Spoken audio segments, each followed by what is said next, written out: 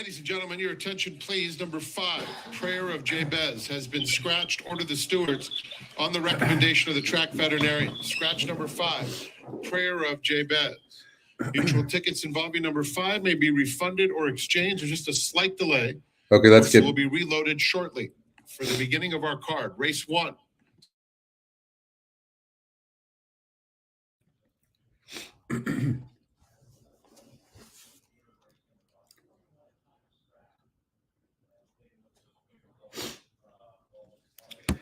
Good afternoon, everybody. Welcome to the Coast to Coast show from Gulfstream Park in Santa Anita. As you can see, there's a late scratch of the 7, and there will be no Super High 5 here. And it's also a Holy Bull Stakes today for 3-year-olds, and they're looking to gain some points towards the Kentucky Derby.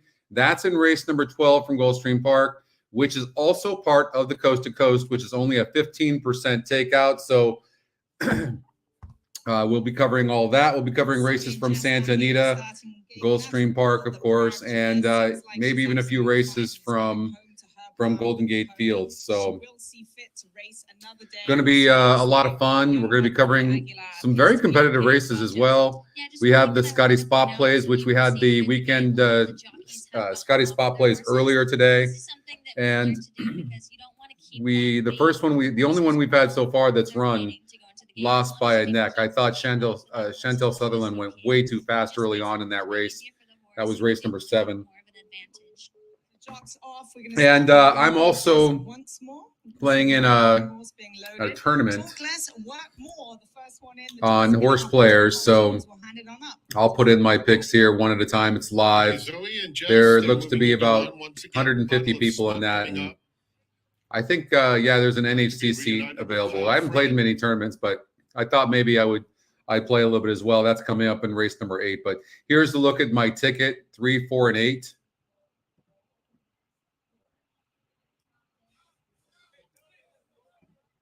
That's my pick 5. 3, 4, and 8 with 5, 6, 7 with 1, 2, 3, 4 with 1, 4 with 2, 5, and 6. Will be next. Thank you, Joe. I hope you're doing great as well. I'm going to keep my mouth shut, Dan. What's up, Daniel? Hey, Joe. Pat. Talk less, work more, hustled hard. Doc Adams with natural speed. Bottle of smoke in between them. Then it's Continental Divide 4th. Bang for your buck and Big Talker are together at the back of the field. Talk less, work more will guarantee an honest pace. Opening up 2. Doc Adams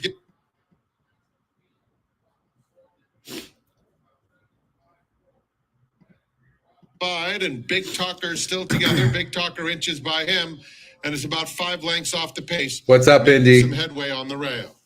Talk less. Leo in the house. What up? Hey, Scott. Terms with a 2-length lead. Doc what up, Adams Joe? Alan. In second, and then comes Big Talker. What up, guys? Continental Divide is only. I got a little bit of a cold, so don't mind me, but I've got a lot of energy today. I feel really good. I'm ready to go a long one. It could be a long show. I don't know. We'll see. Hopefully, we have some good energy and a lot of booms in the show today. Moving in from second, 2 more Big Talker. A clear-cut 3rd. Bang for your buck, a hard-ridden 4th. 8's hard-ridden right now. I mean, Continental Divide. It's hard to tell. I can't tell whether the 1 has horse or not. I know the 8's all out, 4's all out, 3's done. Hard-ridden in second. Big Talker, 3 off the pace in 3rd. They turn for home. Talk less, more. This is going to be close. The bid from Doc Adams, who's within a leg second. Big Talker swings to the far outside. There's an 1/8 of a mile to run. Talk less, work more. And Doc Adams are head and head. Talk less, work more. It's got the momentum for Doc sure. Adams within a head, trying to push by and does now. And Doc Adams in a hard-fought decision under Ramon Vasquez wins a length. You know, it just goes to show you how valuable speed is. And the 1 possessed that in that race, and really ran good. And that horse actually had a GSR drop, but was able to hang in there and run a good race. But luckily, the 8-horse Doc Adams got the win. Yeah, you did, Chris. You guys had a good show. What's up, Drew? How are you? Karina, hello. Delroy, how are you? Yeah, no, you guys did a great job, Chris. That was a really good show. You guys had so many views on that show, and that was Pegasus Afternoon. and it was so good. And I hope you guys are all doing really well and excited for a good weekend and success. I hope all your bets are good. Just, try to be mindful of your wagers and think long term, not just one race. So, but I handicapped a lot of races. All of the ones we're going to cover at Gulfstream Park, I handicapped. So we'll see. I'll be refreshing my screen once in a while because I'm on the test site, and so don't mind that. We got Gulfstream Park race number 8 coming up. I'm playing in that tournament. We have, let's see, Golden Gate Field starts in 38 minutes. Of course, the Anita Race went off, and Gulfstream Park race number 8, 9 minutes from now. So let's go out to Gulfstream Park. Hello, Tony. What's up, Ken? So, I thought this race was interesting. Tougher than maybe. Initially, I really wanted to think that the 7 just had this. But the more I looked at it, the more I'm like, the 6 and the 1 definitely have looks. The 6 horse is 3-1 on the EquinEdge morning line. It's the EquinEdge long shot, and it's 27% chance of winning. Rosario first time. Certainly deserves a look, but the pace advantage when as it applies to the 7 horse might just be too much to overcome. It just might be. You can see 77 next closest is 48, so 29-point pace advantage. Has a very good GSR, 31%, 3-5 on the EquinEdge morning line. Top EquinEdge pick. We'll look at the changes. Lasix on for the first time for both the 7 and the 1, and Luis Saez jumps aboard the 1. And Irad Ortiz jumps aboard the 7 horse. And looks like he was on before. So I'm not really sure why it shows up here. But 3-2 right now on this horse, which seems like pretty good odds. This horse broke its maiden last time out. Yeah, I'm playing in this Horse Players. It's $165 entry. There's 151 players.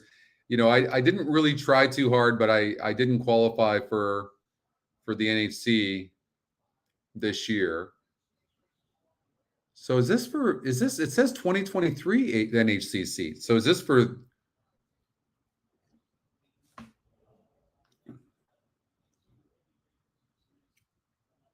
No, it's not for this year, is it? I hope so. Oh, that would be nice. I'm going to be there, of course, because we're a sponsor for NTRA. So let's see here. Hey, David. So there is a pick 5 in this race. So let's go to it because I did handicap Gulfstream Park. So those 3 horses make sense. I have a Scotty Spot Play in here, Major Dude. So Major Dude could be a single.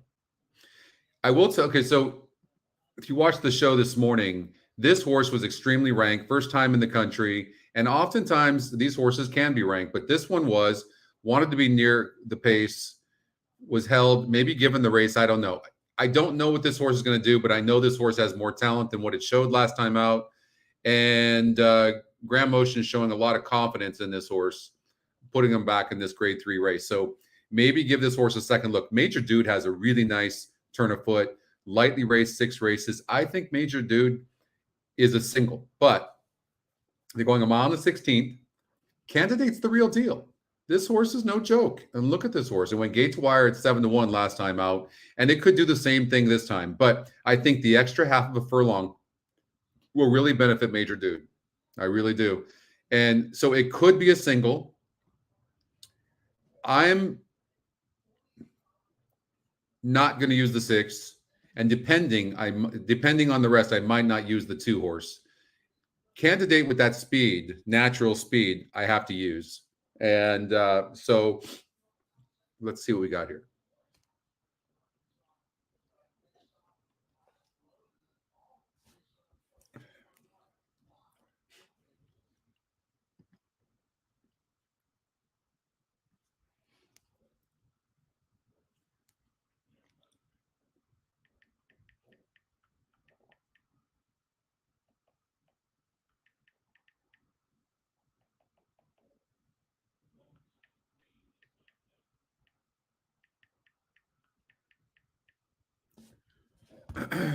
right, let's try that again.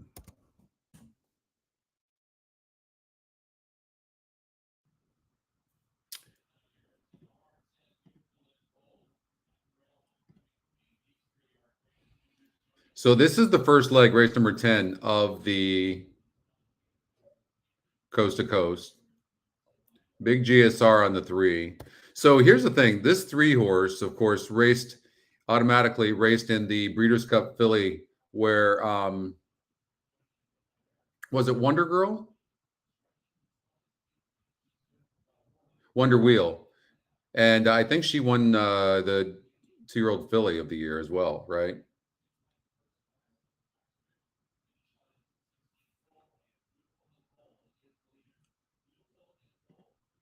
Let's see the spot plays. I haven't bet anything today myself, Randy, if you're asking me. I haven't played only because if you look at the Scotty Spot Plays yesterday, I keep getting seconds. And so I'm a little concerned right now that my horse, that I've been a little unlucky with seconds, but I've been seeing horses. I did hit a horse that was 12-1 morning line, odds maker, 9-2 EquinEdge morning line. I liked that horse, and that horse did win. Got bet down to 2-1. There's 8 horses, 7-5 EquinEdge morning line, top EquinEdge pick. Has to be used. The other one that I thought you had to use was the 7 horse. Irad Ortiz is aboard the 7 for Chad Brown. It won by like 8 1/4 lengths in its only start. I don't know what it's going to do. I don't think you have to use the 2 twice as sweet. For Brendan Walsh, Tyler Gaffalione, I mean, on the stretch, going 7 furlongs, so stretching out a little bit. Certainly not a bad horse. I mean, maybe it's the EquinEdge long shot. Maybe throw that in there if you can. So let's try. Let's see if we can fit these 4. Automatically, though, honestly, this horse should be the horse to beat.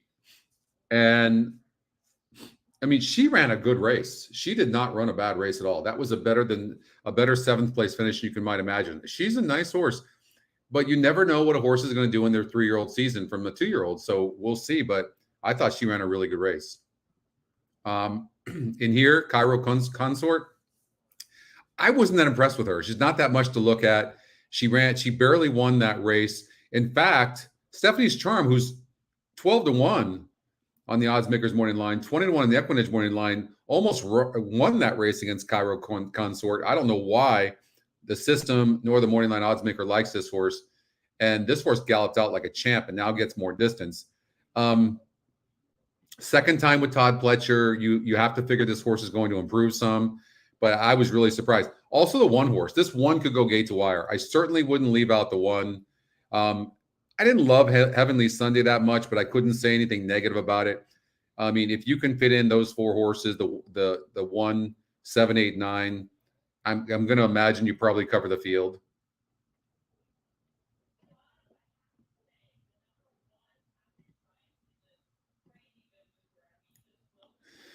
So, of course, we're finishing off with the Holy Bull, and here's a look at the point system for this Holy Bull for the Kentucky Derby points.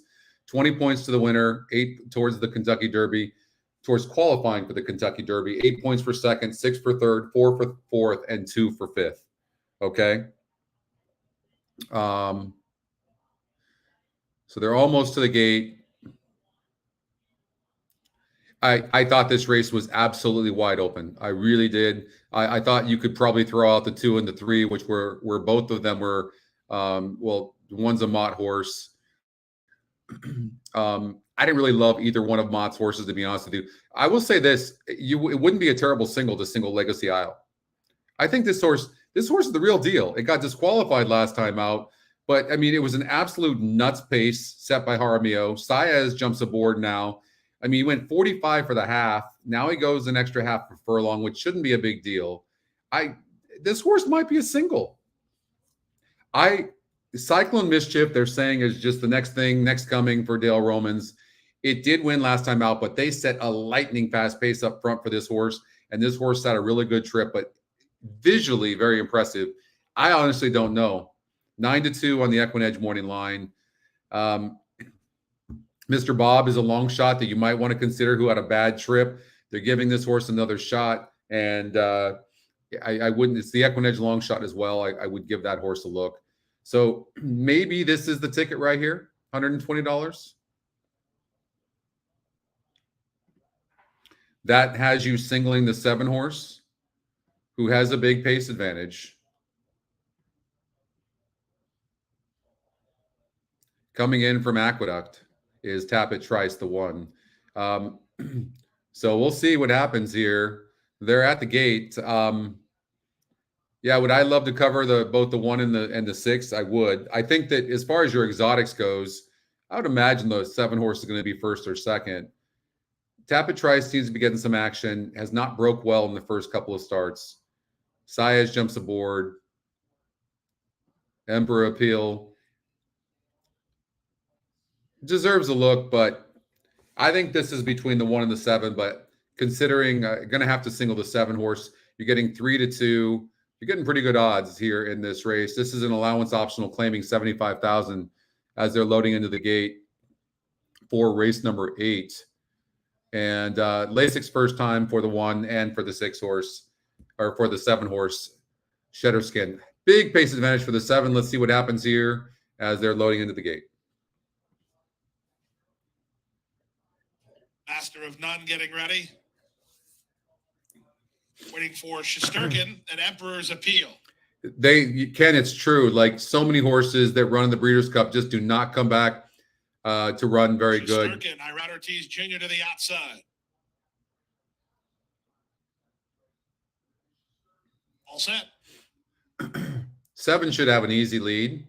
And they're off. I don't like the drifting out like that. I mean, good start out wide for Shesterkin, who heads off for the early lead. Live is life. Now, when you have the outside post, you don't have to send too hard usually, and you find somebody and just let the horse race, and that's exactly what's happening. I mean, conserve some of that energy.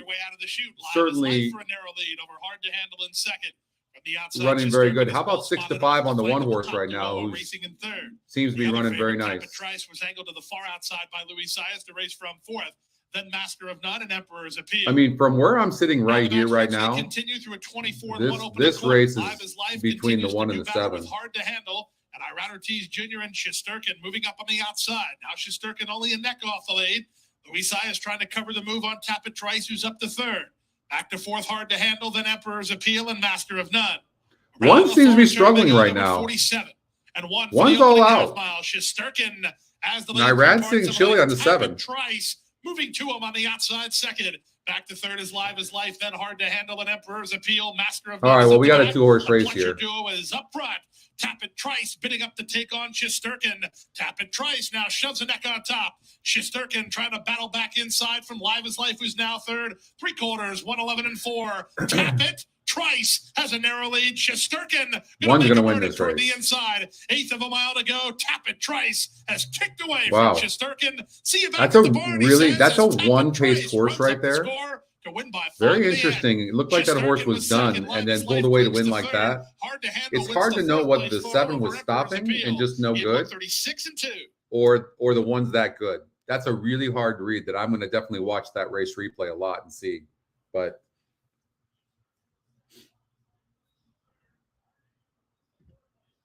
I'm leaning towards the 7 horse was stopping. But what, I mean, this horse that good?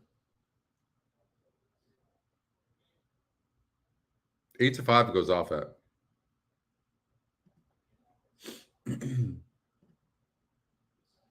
Lasix on first time.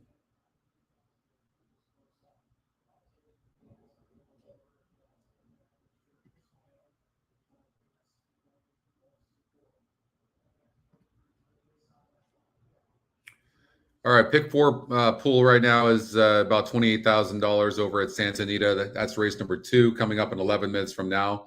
Let's look at this horse. Very impressive. It's a really nice effort.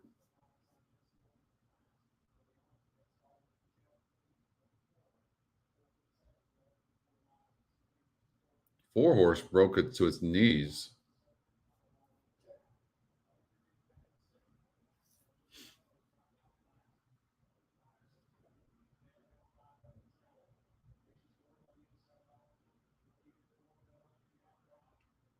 Very nice looking, right?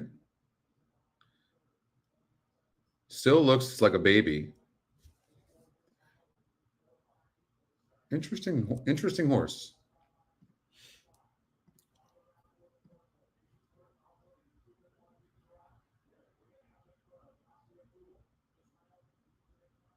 Look at the breeding of that horse.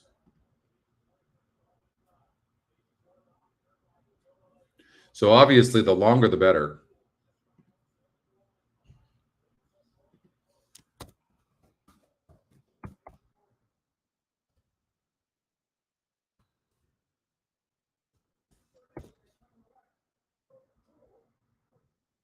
The spot play ran third, Stephen.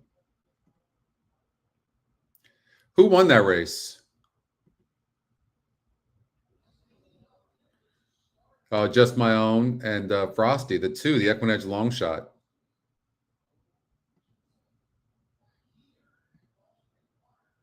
Just my own. You know, I won't do that again. Actually, when you see horses like this, they're so well bred, and they end up at a smaller track. How many times do you see them lose? Hey, Deb. Hey, Linda. Oh, you got it, Linda. Thank you. Thank you for supporting us. I had a note on this horse. Turned a head start, galloped out nicely, and then came back and ran this. And the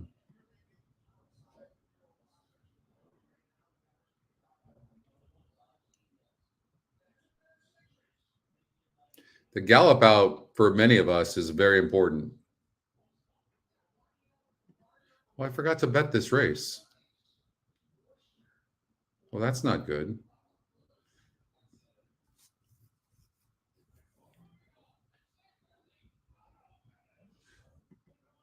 Don't let me, if I forget that again, let me know, you guys. What's next? Anita Race number 2.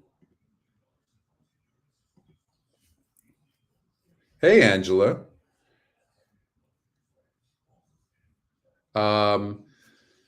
Okay. So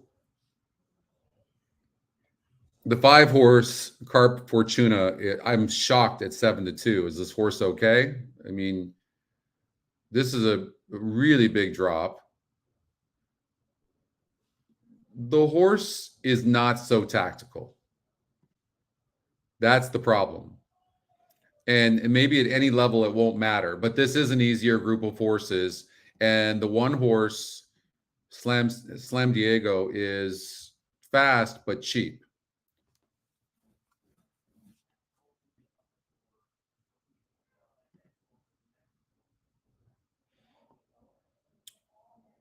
Hey, Manny. Let's get some winners. That Tappet horse looked very good. I agree. It looked very, very nice.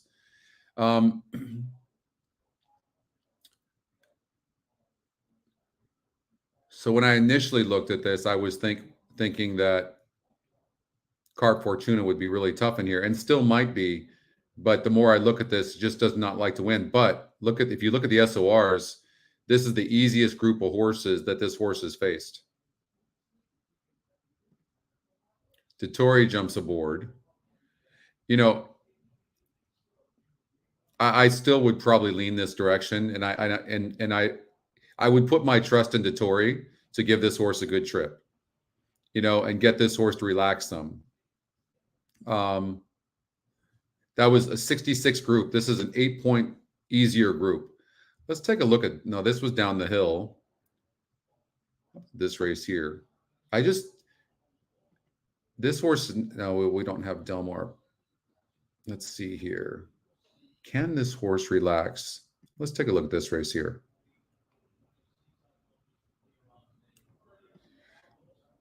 So you can see that there was a lot of pace in this race here, where Carp Fortuna, who needs to be forwardly placed, had 4 other horses in front of her that were faster. And of course, it was going to set it up for a horse to come from behind. But let's see if she can relax at all. If we think that she can chill out. So she's the 7 horse in this race. And they're off. She's right here. You can see her. Fortuna, she's a perfect lady on the far outside, is flashing some early speed too as they run down the hill. And it is Carpe Fortuna who has the lead. Ma France is now coming through along the inside, and Secrets Told is racing in between those two. Here's Liam's Dove in the pink colors moving up now to take second. And on the outside, Clean Karma is also up close. So when I look at her, I mean, she's on the lead right now, so it's red blinkers as the field it's hard to tell. Down the hill. And it is Carpe Fortuna leading by a head. But she's a perfect lady. Clean Karma. She looks like she can rate. I think that, you know, sometimes what happens is, you know, the jockeys that ride these horses, they look at the form, right? And they're seeing that this horse is always in the lead. Dettori might take this horse back a little bit and let her relax. That's a possibility. I mean, she's got a big win percentage, top EquinEdge pick, 3-2 EquinEdge morning line.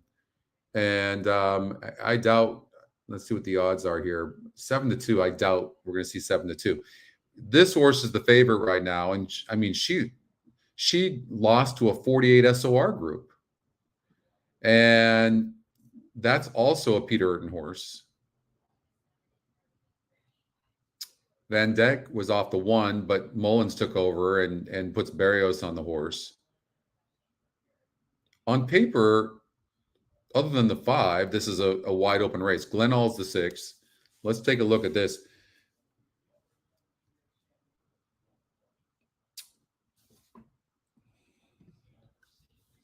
So this horse,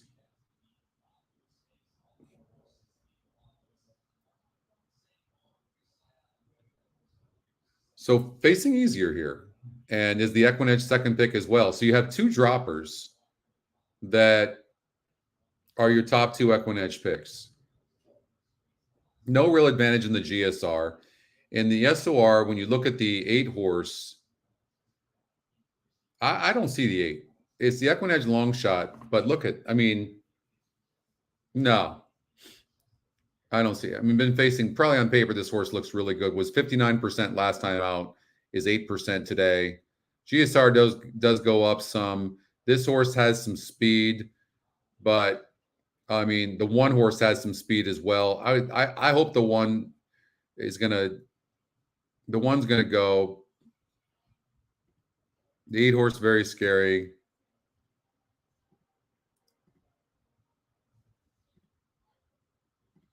No.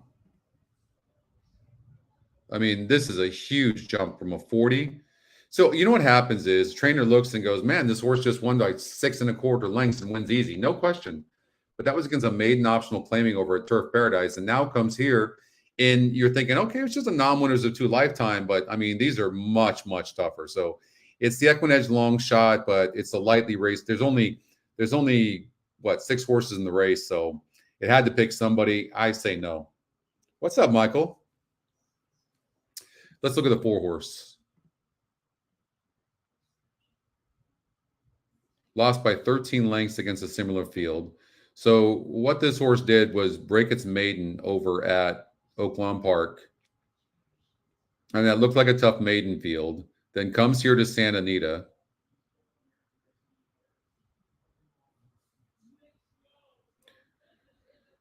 So in the last couple of races, this horse's form has not really been good, but it's also off of a layoff, right? This is the 3rd race off of a layoff. And it's just really hard to know what this horse is going to do. It's very interesting that Pratt re-rides. The workouts are sneakily slow. This is one of those ones that is very, you know. And listen, if the 5 horse, this is not the greatest field in the world. This really isn't.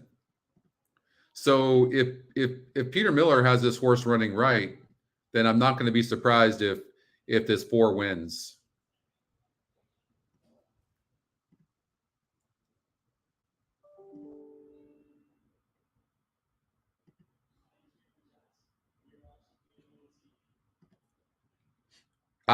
I'm just hoping Dettori can get this horse to relax. But if I'm choosing 2 horses in this race, it's going to be the 4 and the 5.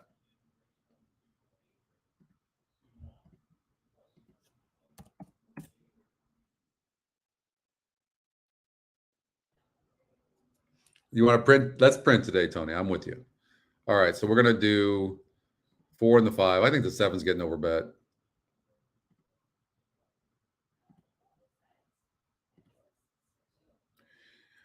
This is such a wide open race here. Honestly, we got all Baffert horses in a stakes race. I've never seen anything like it. It's anybody's guess who's going to win. Unless you know something, I wouldn't even get tricky. Oftentimes, Baffert's long shots win. I only like 2 horses in the 4th race. I like Bay Storm, who's probably going to go gate to wire, and I've been following closing remarks the 4, so I added the 4 horse. And then in here, I mean, it's you have a 3 to 5 horse in Rhythm on Stage on EquinEdge morning line, 50% top EquinEdge pick. Certainly looks like the horse to beat, but Seattle Surf could go gate to wire possibly. And then you have first-time starters. Ghostly Act is a second-time starter. It's just hard to know. We always talk about these second-time starters. Probably can't win this race, but for a $48 play, maybe you play this ticket. All right? There we go. But there they go. Very scary. Those 3 line up and very scary. Takes Shit. the initiative and is in front. We Miss Grammy second, Slam Diego. That's 2 races. Third, I guess I'm not playing. By Carpe Fortuna. Awesome Taylor is just inside of that rival, and Glenn. So you remember we were saying that maybe Dettori would take the 5 back? Very scary, clears off past the 6 furlong. That's what he's doing. Leads it by 2. We Miss Grammy, Slam Diego right together. The same can be said for Carpe Fortuna, racing on the outside of Awesome Taylor, and 2 back to Glenall. Down the back stretch, and it's very scary with Look how that horse is pretty darn relaxed. By 2 lengths. How are you going to beat this 5? Grammy clearly into second, Slam Diego back to third, Carpe Fortuna inching up 4th, 3 off the pace. 2 more back to Awesome Taylor, who's losing a touch of ground into the far turn, and she's joined by Glenall, who starts to rally now. Very Scary has been left alone up top. In front by a length and a half to We Miss Grammy coming to the quarter pole.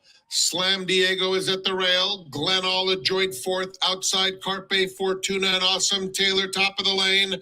And Very Scary cuts the corner with a 2-length lead. Slam Diego trying to cut into that margin second. Come on, Dettori. 16th. Very Scary, Slam Diego. This horse has got issues. Widest of all, Awesome Taylor at the rail.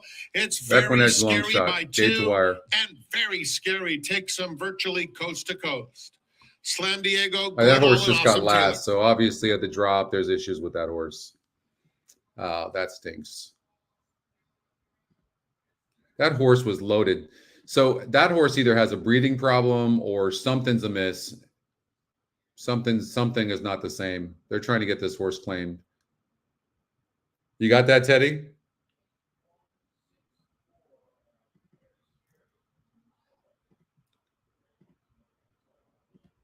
Yeah, no, something's not right with that horse.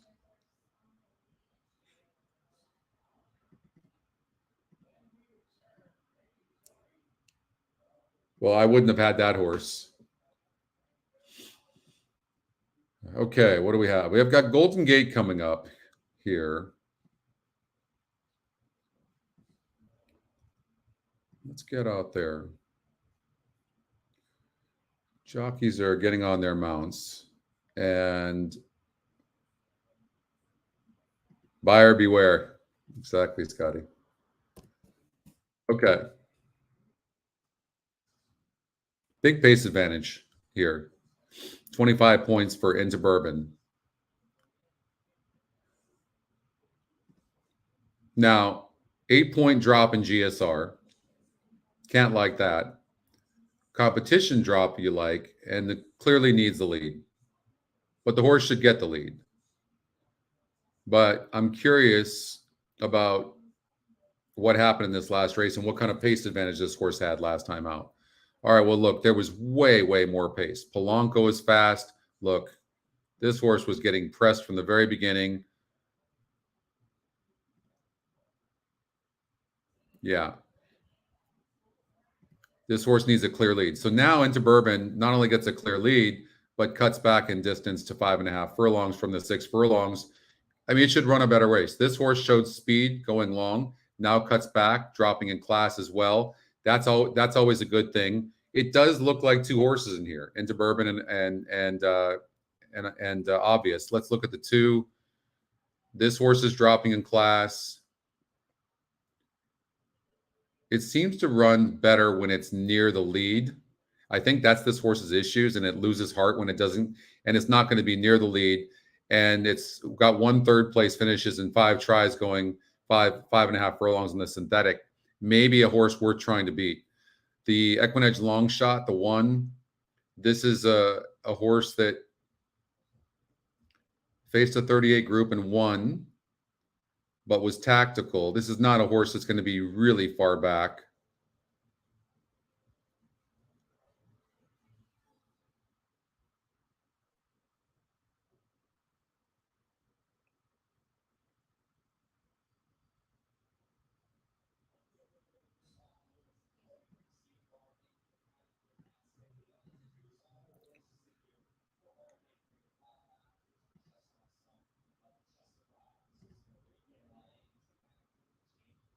Well, I don't know how to get rid of that.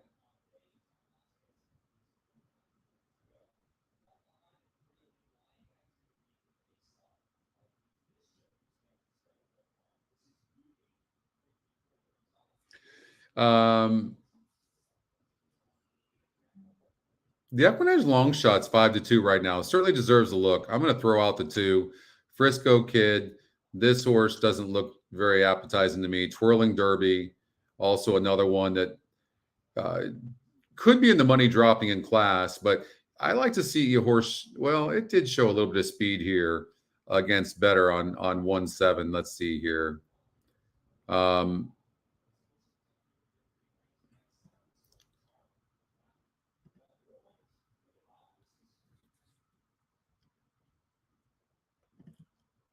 Let's see what changes. Nothing really there. Jockey trainer combination on the 4 with Evan Roman and Jonathan Thomas is 38%. And so he puts these when he feels like he's ready to go and he's got a winner, he puts Roman aboard. So you might look at this 4 horse. 3 is going to be on the lead. I mean, the 1 horse deserves a look, but I think it might be getting overbet. I like the 3 and the 4 personally, with the 1 and the 5 coming in third. That's what I'm seeing. Here's the handsome Matt Tinnerman. So let's see about these other races. So big time pace here and class for this 2, but the 5 horse Bourbon Glazed is fast as well. It broke its maiden 38. Now it goes up, and these 2 horses are going to be dueling. I don't think the 2 horse can afford to let the 5 just go, but the 2 horse doesn't have as much class. Excuse me, the 5 horse doesn't have as much class, which means that there's a high likelihood that the 2 might be on the lead. Evan Roman could win back-to-back races here.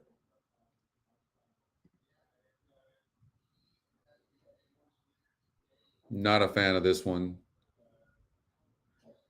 Nor this one. Barely getting up. This one. Big Gift is the EquinEdge second pick. It won easy last time out. You can see here it started to gain some form. Once it dropped in class, something happened here.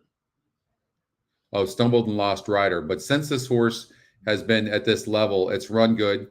Horses like this can run good because they have back class. So I would probably get rid of those, and I would say that those are the contenders right there. I don't think you need to use the other 2. So again, the changes that you make, if you're right about your changes, then you've got a better chance of winning your ticket. The system is singling this horse here. Even money is 62%. And wow. Now, Acero, this horse for Peter Millen and Evan Roman, was made the 9-5 odds maker morning line.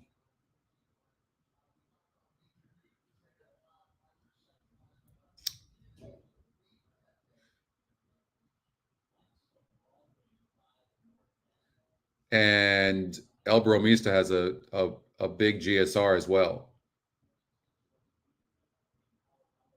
Ran a good race. I imagine will be very tough.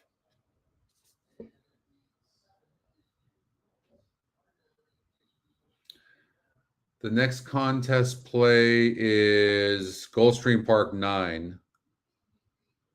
And I'm on Major Dude to win. Thank you for reminding me, Ken.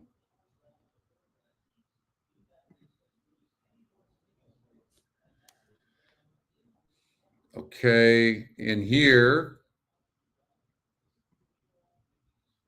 get rid of this one. We'll look at this to eliminate.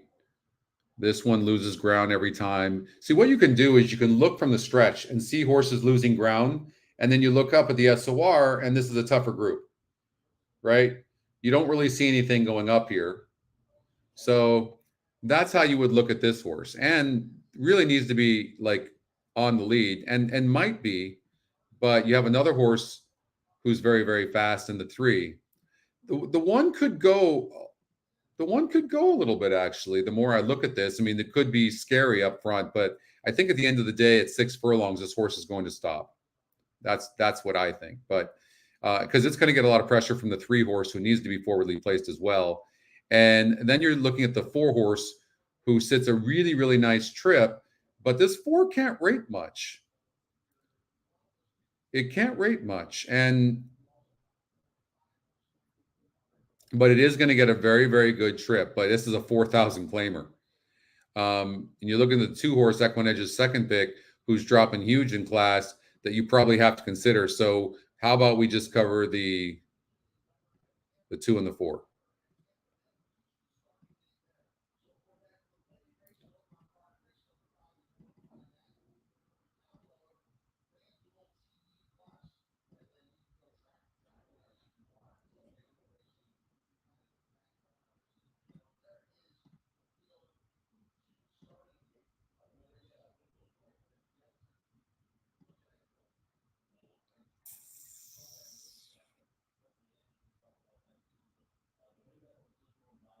All right, that's the ticket.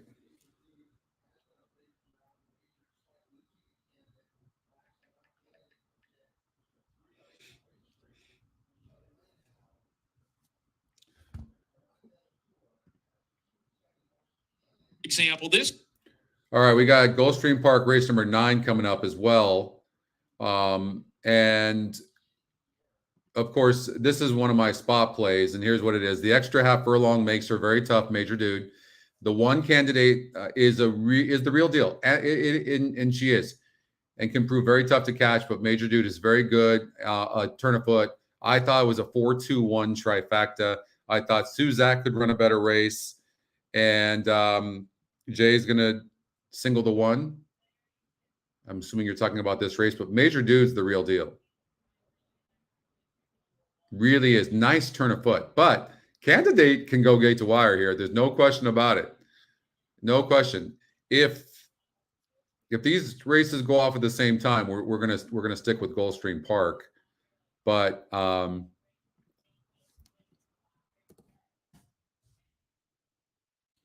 this is the pick 4.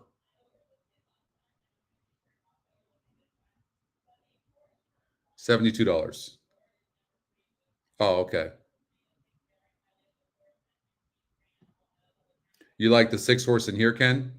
Dude in Colorado. This horse just broke its maiden, and it was on the synthetic.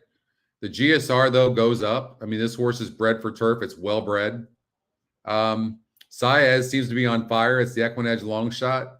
Yeah, I can't talk you off that horse, but Major Dude and Candidate are really nice horses, and so is this Suzak. So this horse is going to have to be really good, and seems to be dead on the board. So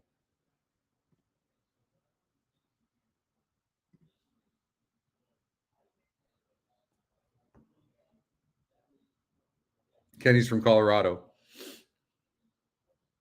That makes sense. All right, so it looks like we might be able to get this race in from Golden Gate Fields. This is the pick 4 ticket for Gulfstream Park. 1, 2, 4 with 2, 3, 7, 8 with 1, 7, 8, 9 with 1, 4, and 6.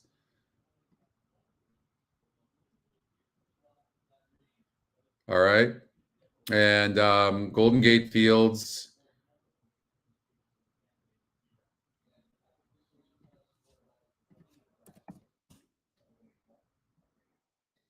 We've got the 3, 4, and 1. I like the 4 horse. 3 is going to be on the lead, but seems to like to stop. I like 4, 3. Kid is in. We're ready to go. 4, 3, 1. Let's see what happens here. We'll get in this race and we'll go straight to Gulfstream Park. Running at Golden Gate Fields. Uneventful beginning here, having a steady right after the start was Twirling Derby.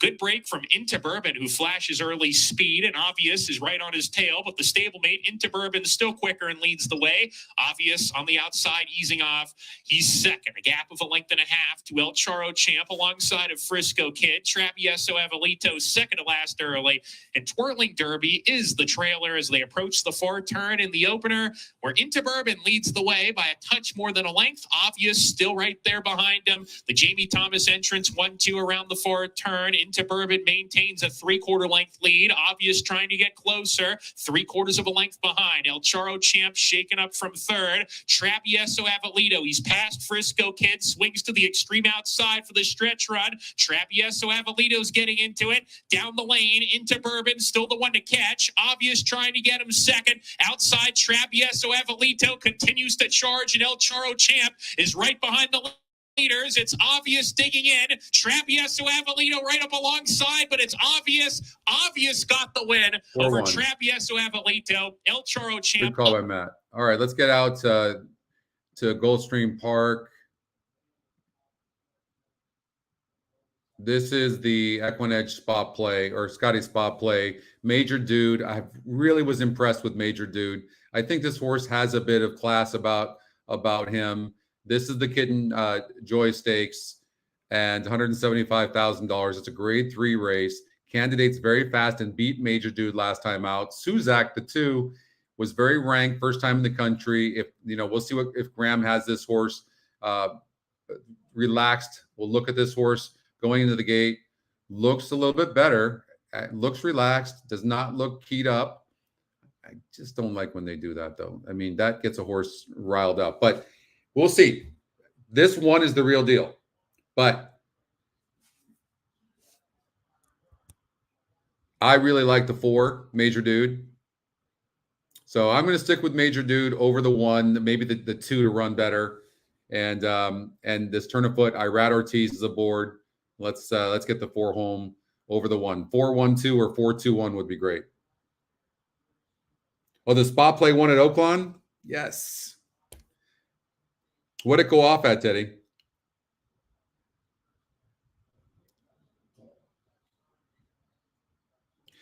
I would love to see a horse press the 1 just a little bit, but the 1 is, when you get a naturally fast horse like that, they're tough. All right, hold on. Let me remove this and bring it back. Candidate tries to guard his inside position, and up on the outside well, that's goes huge. Bobby O. That's huge. On a stronghold fourth Or is just Major needs to Dude relax. while working in the 2 path. Then Lights of Broadway 3 wide. I'm shocked. A gap of 3 to Congruent, racing together with Mooncat. The early trailer is Suzak. The early leader is Dude. The 2's completely relaxed right now, Dude by the way. in Colorado leads 3 points. That 2 horse is second. Gaffleon has is so much more relaxed than what it was last time. Lights of Broadway, then Major Dude. 23 seconds flat. It's no reason why. Now I can understand why the 1's not in front, but seems relaxed. Quick, 23 seconds flat over a Very turf rated. fast. Good. It's Dude in Colorado taking pace pressure from Bapio on the outside. They're 2.5 better than Candidate, who has options on where he wants to race from there. He's third.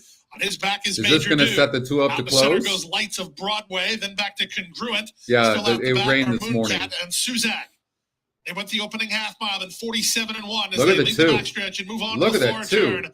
Dude Holy in hell. Colorado tries to go it all the way. Lights of Broadway is dropped back up to second, goes Bapio 3 wide. Candidate now loose for the drive. 2 back to Major Dude. The favorites are 3rd and 4th. Suzak's underway from last. He's had plenty of pace ahead of him as they straighten for the drive. It's Dude in Colorado in front. Taking aim as Candidate up on the outside. Major Dude. Suzak wheels to the far outside with 1/8 of a mile to go. Major Dude down the center. Tries to shift ground and take the lead from Dude in Colorado, and from between Candidate. It's Major Dude to win the Kitten's Joy going away. Major Dude does it. Second Candidate, third. Dude in Colorado.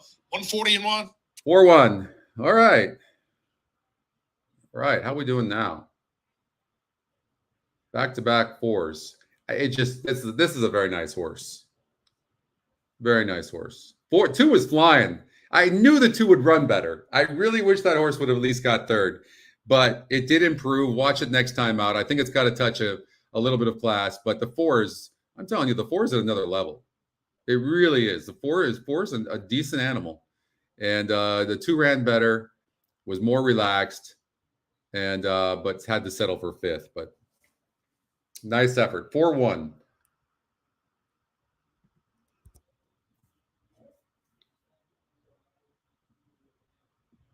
Very nice. Very nice.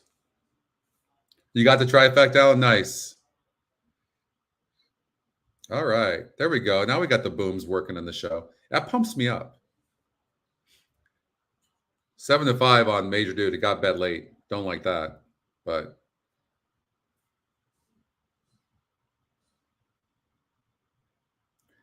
oh yeah.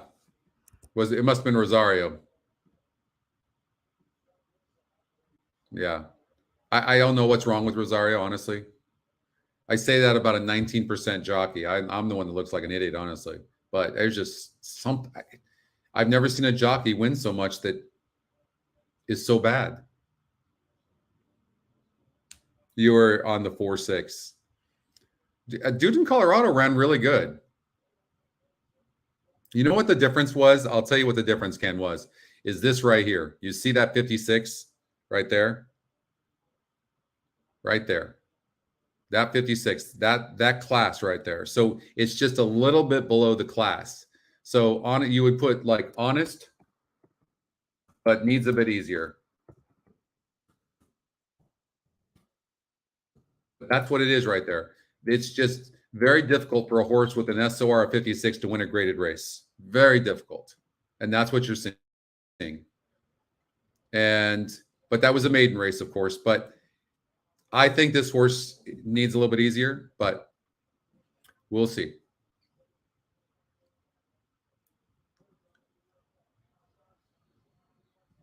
So how are we doing on the Scotty Spot Plays? So Super Chow lost second.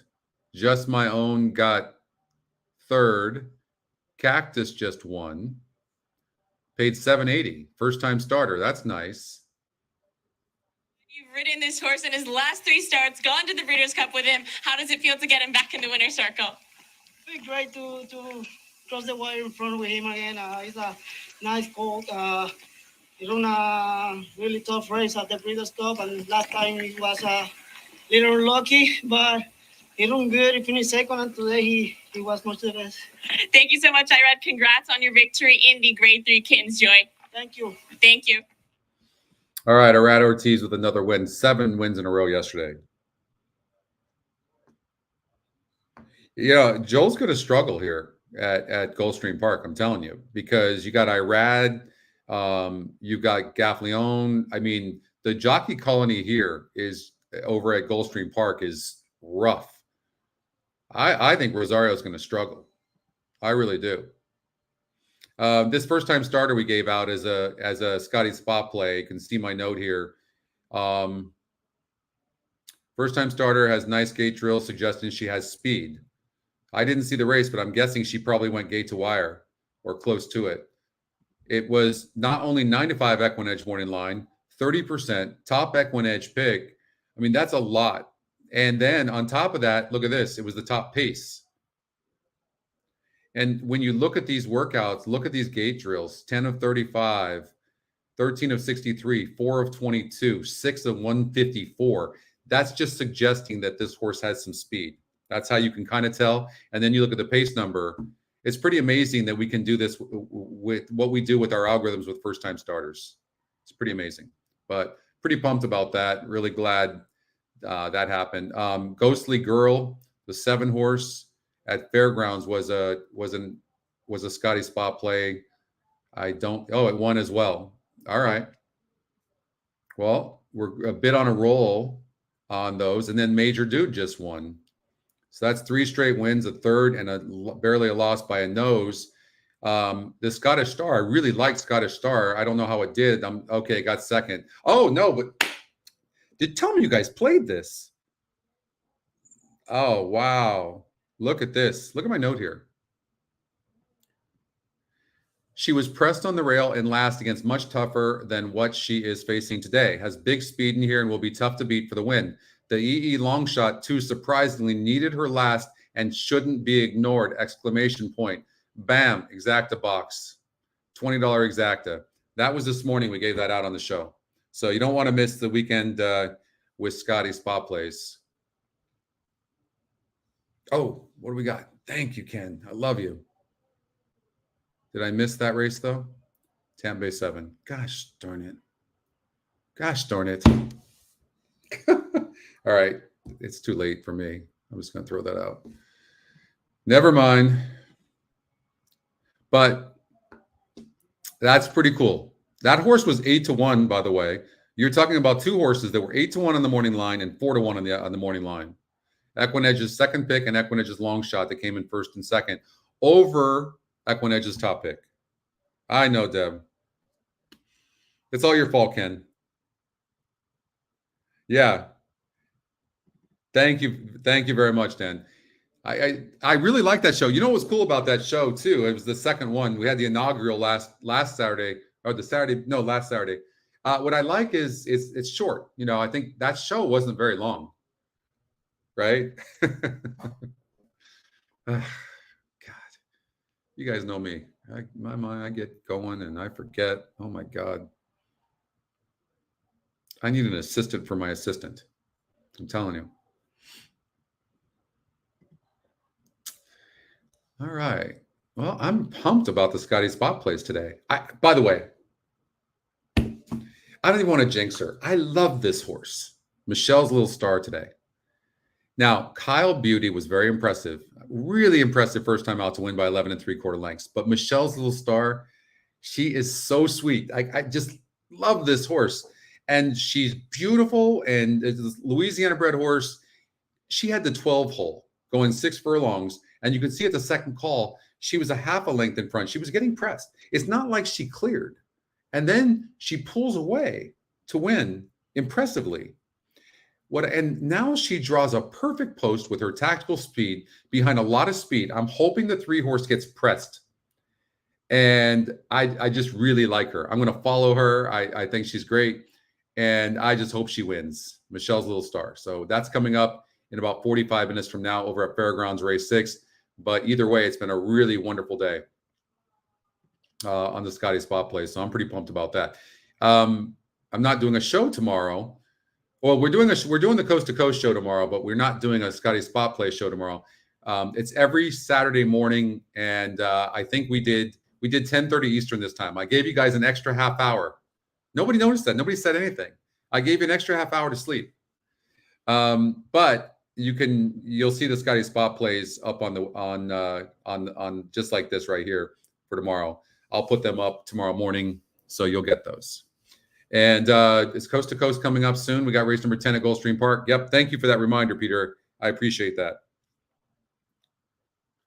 Let's see here. Okay, there's a look at the Coast to Coast. Thank you very much. I appreciate that. Let's see here. Brian at the helm. Okay, so leg A, race number 10, 417. There. Thank you, Brian. Race 4 in Santa Anita is the second leg. Gulfstream Park, race number 11 and 12 are the third and fourth legs, respectively. And finishing off in race number 10, which is the Holy Bull. No, not the Holy Bull. What is that race finishing off in? Hey, DeAndre, how are you? It's been a while. That is the Thunder Road Stakes. Excuse me. How are you going to beat Air Force Red? Now, I think Anaconda coming in from the East Coast deserves a look, but Air Force Red with this kind of pace number, I mean, 40 point advantage. Holy hell. Has class. Good GSR. 9-5 EquinEdge morning line. I think you're looking at a single here. It depends. We'll see. We'll see if that'll end up being a single for us. But there seems, look at 2-5 on Fun to Dream for Bob Baffert and Hernandez. But this horse barely won the La Brea last time out. Now, this is a grade 2. This horse is automatic going to get bet. This is this race came up a little bit tougher than you might think.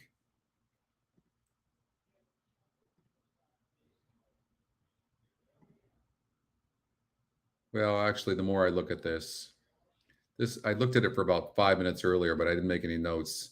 This is actually a really easy field in comparison. Yeah. I'm surprised this horse isn't 70% to win. 2 to 5 EquinEdge morning line, top GSR. It barely won last time out, but we'll look at that closer. Oh, you were on vacation? Still dark in Seattle? Yeah. That's okay. Well, hopefully it was worth it. The spot plays were good today. So I'm pretty pumped about that. All right. Santa Anita's coming up, race number 4. Race number 3. We'll look at this closer, but I have no idea who's going to win. But I think more importantly, we got to do the coast to coast. So let's just do the coast to coast, which comes up in 14 minutes from now. Pick 5, and we're going to do it. We'll do it for $120. It's a $1 denomination. And we got 2, 3, 7, 8 with 1 and 4 with 1, 7, 8, 9. I'm liking this so far.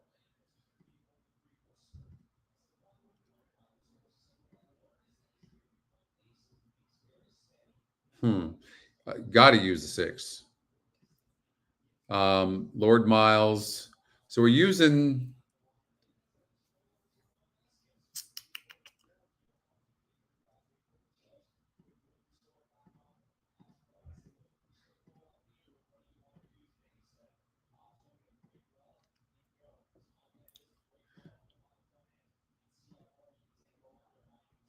So I'm going to recommend this ticket, $160. Now, it is a $1 denomination. So if you can play this ticket, this has got a really good shot. I like this ticket. Now, if not, take out the 5 and the 8. And if you do that, it'll be, I believe, a $96 play. Yeah. Okay. Hey, Gary. Didn't see you. Hey, Bill. I need a gambling runner. That's true, Linda. All right. So luckily we had handicapped a lot of these races already. So thank you, Brad. Good job on the programming side. This wasn't working like this prior. 48 to, okay. All right. You talked me into it, Dan. I should be in the lead on this thing.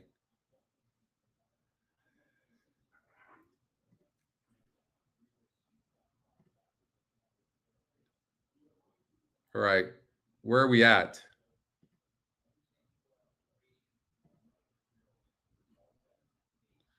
So in this race, I'm going to go with the 8. And the reason I'm going to go with the 8, okay, so you guys got this coast to coast, right? We're good? What's up, Oscar? ¿Qué tal? Buenas noches, or tardes, depending on where you're at. Okay, Dan, you inspired me. Let's make an epic comeback and win this damn thing. All right.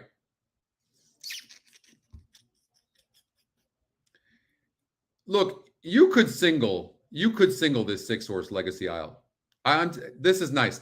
Supposedly, I don't know, Dale Rome's not doing very great, but visually this horse looked very impressive, but again, got the pace.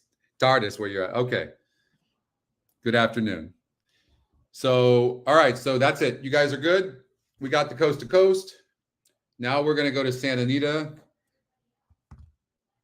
Race number 3.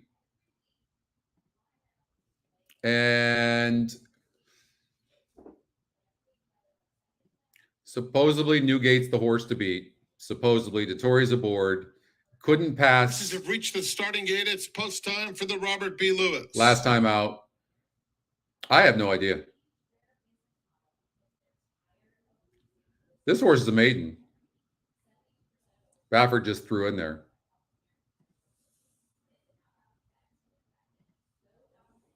Arabian Lion has loaded. I think we're just going to enjoy the race. I don't even know who I would give you to play.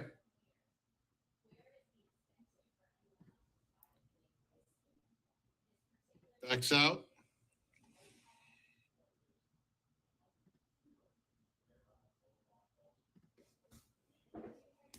I don't know, Jay. What are the odds Bob Baffert wins this race? The beautiful Worcester. San Gabriel Mountains. This is the Robert B. Lewis Stakes. It's a grade 3. These are 3-year-olds. I don't know. Maybe we'll see a really big effort by one of these. Supposedly the 2 is good, but I'm not going to be surprised if the Worcester, the 3-horse, wins this race, and this horse is a maiden. I've got a note on this horse that said the horse is pretty talented. Baffert Invitational. Hard to figure to the outside. All right.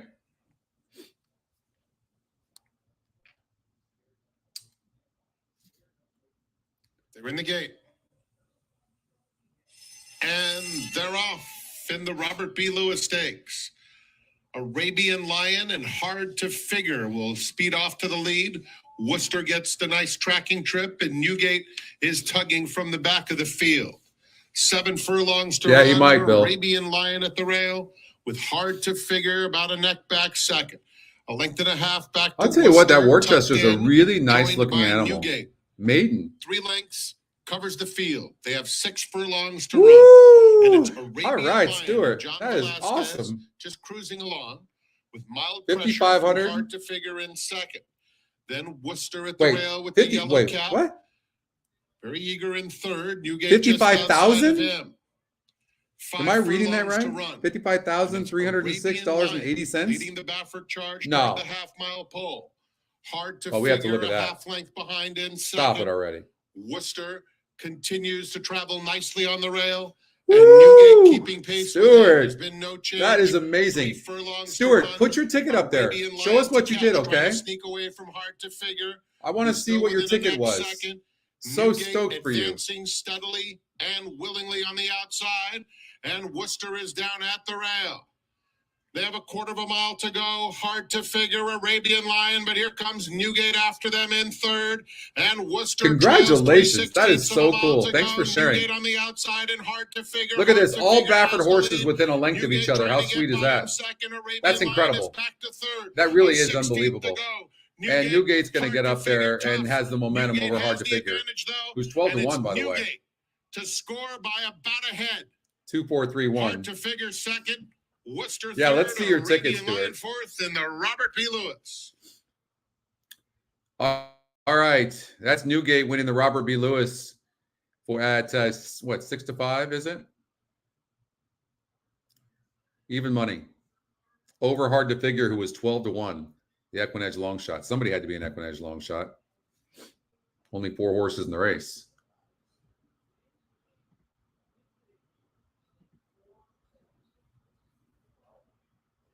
$55,000. Yeah, let us see your ticket, Stuart. Love to see it. Oaklawn Park. Incredible. What a blessing. What a hit. Sweet. So Cactus, tell me you singled the Scotty Spot Play, the 3, because I gave it out.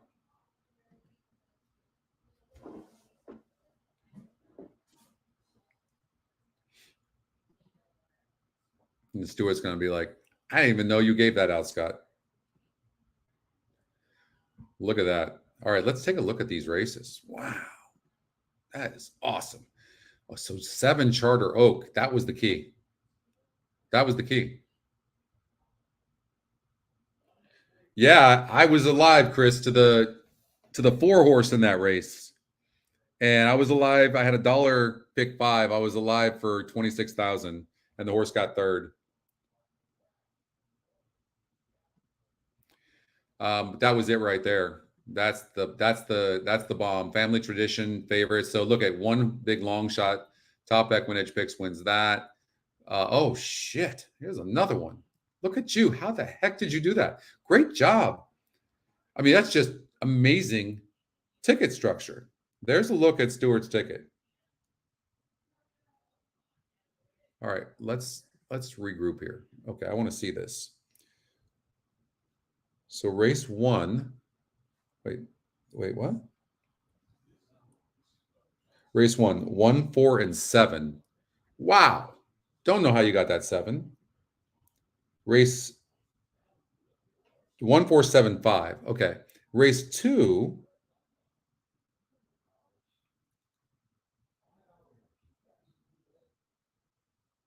The 5 and 1. I think that's the one. It's hard to read. Race 3, 3, 6, 7. Wow.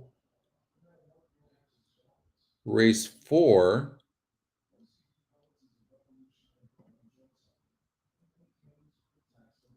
$12, 2.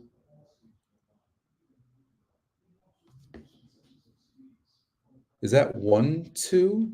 That says there's no 12 in there, so I'm going to assume 1, 2, 7. Race 5, 3, 5, 9. Amazing. Either way, Oaklawn's a beast. Incredible. Whew. Well, couldn't be happier for you, brother. Nice going. That makes the weekend. Don't give it back. Play conservative. Enjoy it.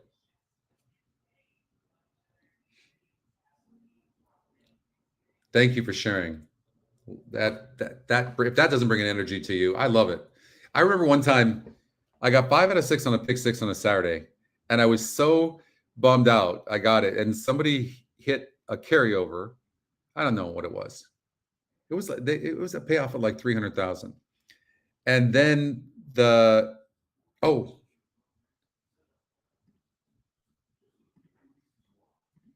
what's next? We got Gulfstream Park the 8, right? All right. Then we have what? Santa Anita 4. Okay. Anyways, I remember going, oh man, I was so happy for that person because I saw the person over at Santa Anita. And then the very next day, or that night, I studied my butt off. And the very next day, I was a single ticket for like 180,000. I used to fire at those pick 6s. That's hence my nickname. But I used to really fire at pick 6s. That was fun for me.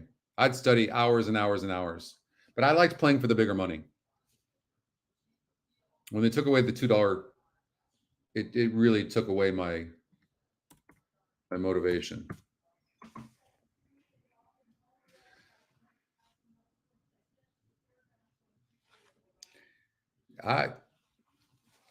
I hit, of course, my biggest win was $1.2 million, but I've hit probably over 300 pick 6 tickets in my life, probably.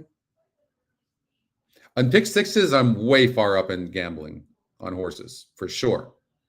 But on overall other bets, I was really just liked action. And I was pretty crazy, especially early on. First 10 years of gambling, I was just a lunatic. I had big scores, but I was losing money. But not in pick 6s. Not in pick 6s. And the reason is, I think, is that you have to be structured. You have to know how to put your tickets together, but then you're done. You're pot committed. You're done. You just have to wait and write it out. That's the hardest part. Is you're 5 for 5, and you're looking at the clock on your watch going, oh my God, can it move faster? 6 months, Stuart? That's all you've been doing this for? Dude, so happy for you. Honestly, then, if I may, just don't go raising your bets because of it. And don't go getting like, oh, you got this figured out, because you don't have anything figured out. Trust me. You feel invincible when that happens, and then you bet too much. So like, take a deep breath, bet the same that you normally bet. Honestly. Okay. Be careful. Okay. Just be careful. So happy for you though. I sound like your father right now, don't I? I can't help myself because I was a lunatic.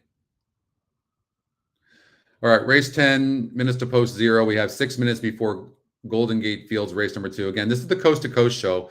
If you're not familiar with it, it's starting here in race number 10. This is leg 1. There you go. And there's the races. That's leg one. It's a $1 denomination. It goes from Gulfstream Park to Santa Anita, back to Gulfstream Park for 2 races, and then back to Santa Anita, and finishing off in a stakes race where we have a single. And let's take a look at this coast-to-coast ticket that we have. Let's see here. So this is a $96 play that if this is around your budget, but if you have the money, I would say add the 5 and the 8 in leg number 4. Okay.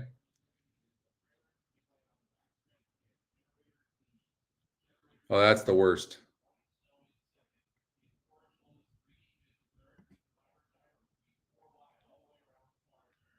The single's also in the golden hour. That's true. That's true. Big pace. Ticket was for $108. That is even better. Holy hell. What a great day. That is so freaking awesome. All right. Let's get more winners here. They're at the gate here. Again, this is the coast to coast. It's only a 15% takeout. If you don't understand what that means, essentially the track has its take. There's a take that comes out. You bet $100, $26 can come out.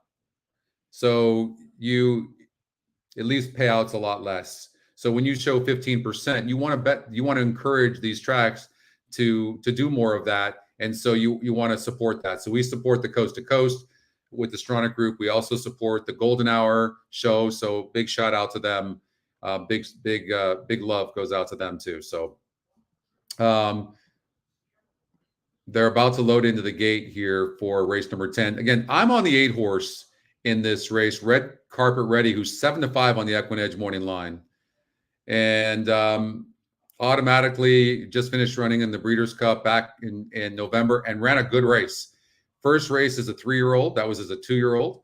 And you're looking at a horse also. It has the top pace in Arella Star, but the system is giving us the 2, 3, 7, and 8. I'm going to stick with that. The 7 horse undervalued asset. Hard to know what this horse is going to do, but it won by 8 1/4 lengths in his first start. So we included that horse. But again, Red Carpet Ready, Luis Saez, who's on fire, decided to use that horse.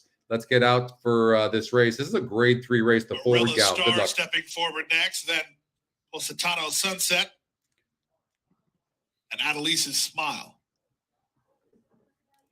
Adelise's Smile to take the outside. They're at the post.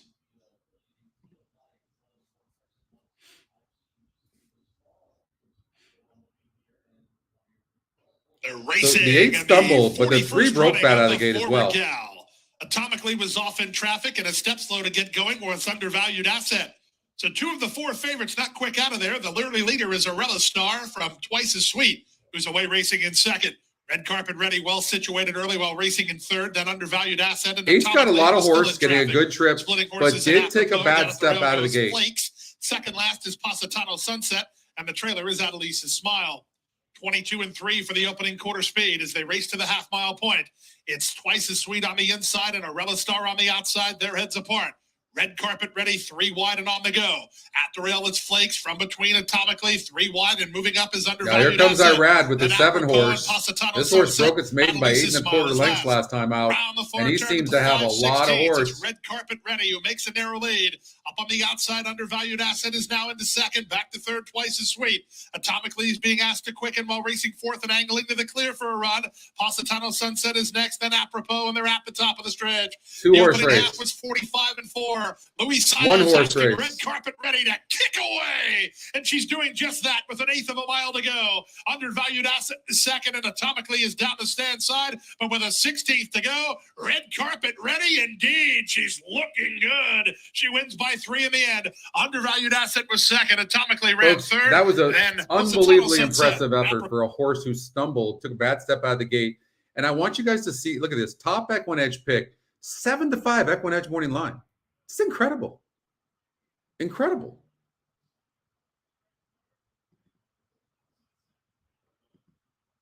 Unbelievable. How does it come up with that? It's so nuts. I just it's super impressive. All right, well, it's too bad I have 3 races I missed because we had that winner. See, you guys cost me. Okay, who do we like in this race? Closing remarks. Wait, Bay Storm to go gate to wire, probably. I have been following closing remarks, but I'm going to stick with Bay Storm to go gate to wire here at Santa Anita. All right, so then, gosh darn it, it's too bad.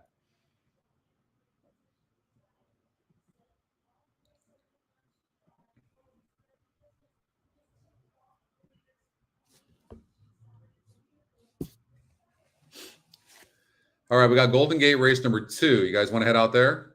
All right, looks like their weather is not so bueno. But let's we limited this race down to 3 horses.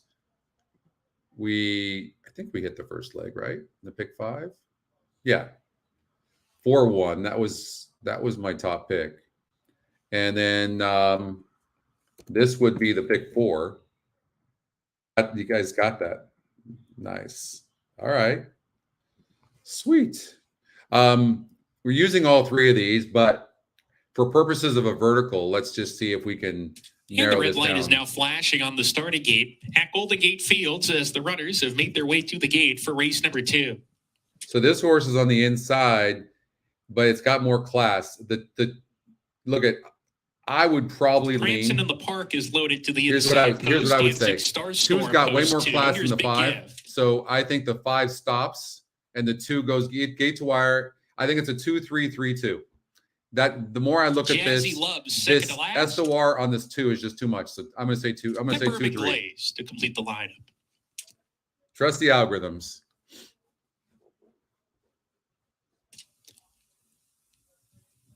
We're ready to go.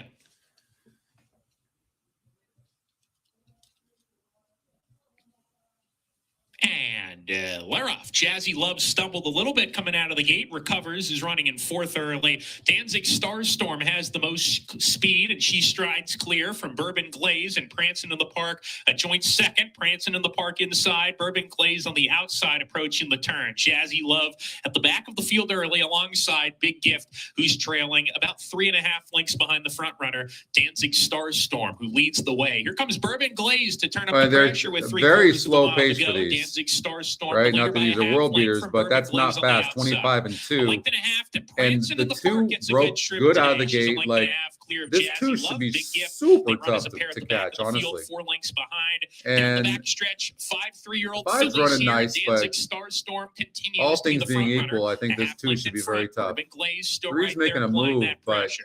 Then might level out Big because it's Gift just gets so closer. slow. Joint 3rd now is moving up on the inside. Big Gift to be 50 level with and Prancing 2. in the Park. And Jazzy Love, the longest shot in the race, slow. drops to the back of the pack into the far turn. Danzig Starstorm has 3 furlongs to go. Bourbon And the Glaze real running still is a about half to length begin back here in about in the 5 second seconds position. from now. Big Gift 3rd inside of 3's Prancing already in the Park. struggling a little And bit. Jazzy Love is still 5th, trying to rally on now. Jazzy Love now they gets just to the asked- outside for the final quarter mile. Top of the Now it's a stretch. sprint. Danzig Starstorm is off the turn, challenged by Bourbon Glaze, and Bourbon Glaze goes to the 5's front. running huge. Bourbon Glaze is taken over from Danzig All right, come on, Starstorm, 5, who can't stay keep up. up. Here comes Jazzy Love, prancing in the park. Stay up, Big 5. Gift. They're beaten as There we they come go. to the 16th pole, and Bourbon Glaze is shot away to a 3-length lead, and This one, she will everybody win too, it. but Bourbon 5 huge. Glaze, 2 That, for the 2. 3 horses for Bourbon the Glaze pick wins it 5. by That's the one 3. you wanted. Jazzy Love 2nd, 3rd Danzig Starstorm, then Big. Good call, Matt Dinnerman. Yeah, that's the horse you want. 2, 3, and 5 in there, and you get the 5.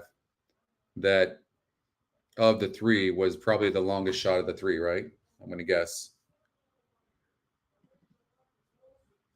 That GSR, yeah, it was great. Okay. 4-1, Bourbon Glaze goes off at. Wow.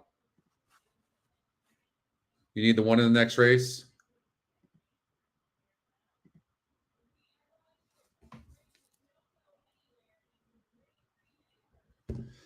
We need the 1.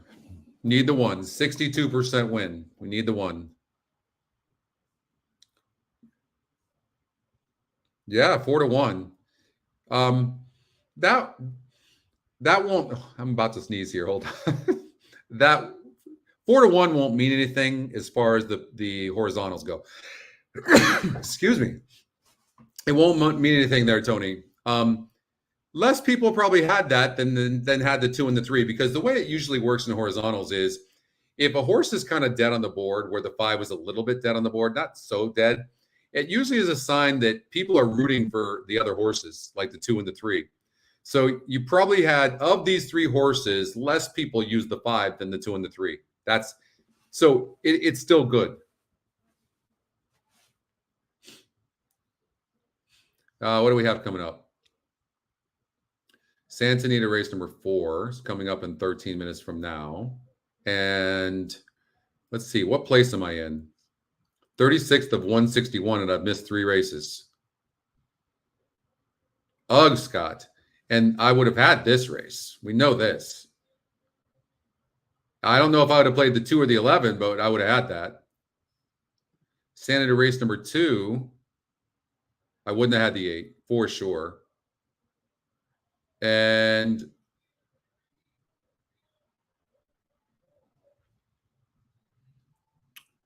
I probably would have had the 7, I'm guessing.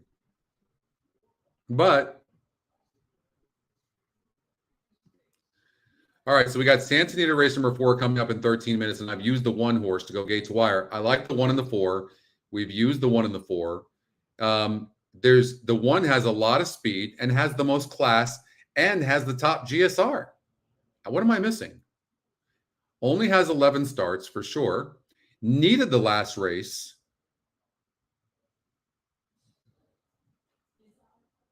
Top EquinEdge pick. 4 wins, 4 seconds, and 2/3. This is a grade 3. I certainly believe that this horse can go gate to wire. Now, there's some tough trainers in here. O'Neill, who's been doing very well. D'Amato has 2 horses. Drysdale, Carla Gaines, Jeff Mullins. But this is a lot of speed. This horse has a lot of speed. Then you got closing remarks, the 4. My note here is an old note. Had traffic, nice horse, lost to a good one. This horse has been, faced some tough horses, is always there. I don't think this race has come up as tough. I'm looking at these horses, and honestly, when you have a horse, this horse went 10 furlongs and it ran a good race, but that American Oaks was not the strongest field in the world. And this horse is the lukewarm 5-2. 9-2 on the EquinEdge morning line. I was surprised by that. I don't know. The thing is look, when you have a horse that wins an optional 80,000 and then comes over and almost wins the grade 1, I don't know. Let's look at that race and see what the heck happened. But for me, it's like that shouldn't happen.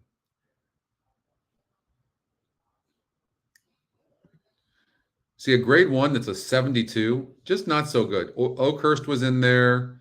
Rhea Moon. I mean, look at this. Not the strongest field in the world. So Rhea Moon won this race. And that horse had barely won a grade 3 race. There was no indications. I just think it was probably the weakest grade 1 race that I've seen on the system.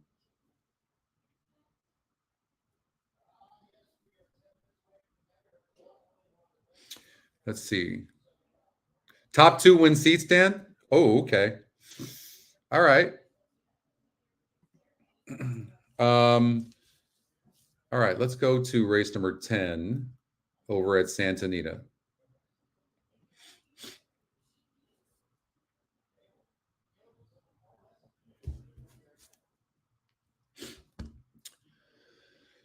So you say I prioritize the top GSR and top win percentage over the EE morning line and top EE pick. I think it's different in every single race. I honestly, Nick, look at them all together. So when you sort this horse, it's 9-5 EquinEdge morning line. It's top win percentage, right? And it's got a very good GSR. The 9 horse has the top GSR, but I think we can all agree that this horse is not the same horse. Oh, you're talking about Gulfstream.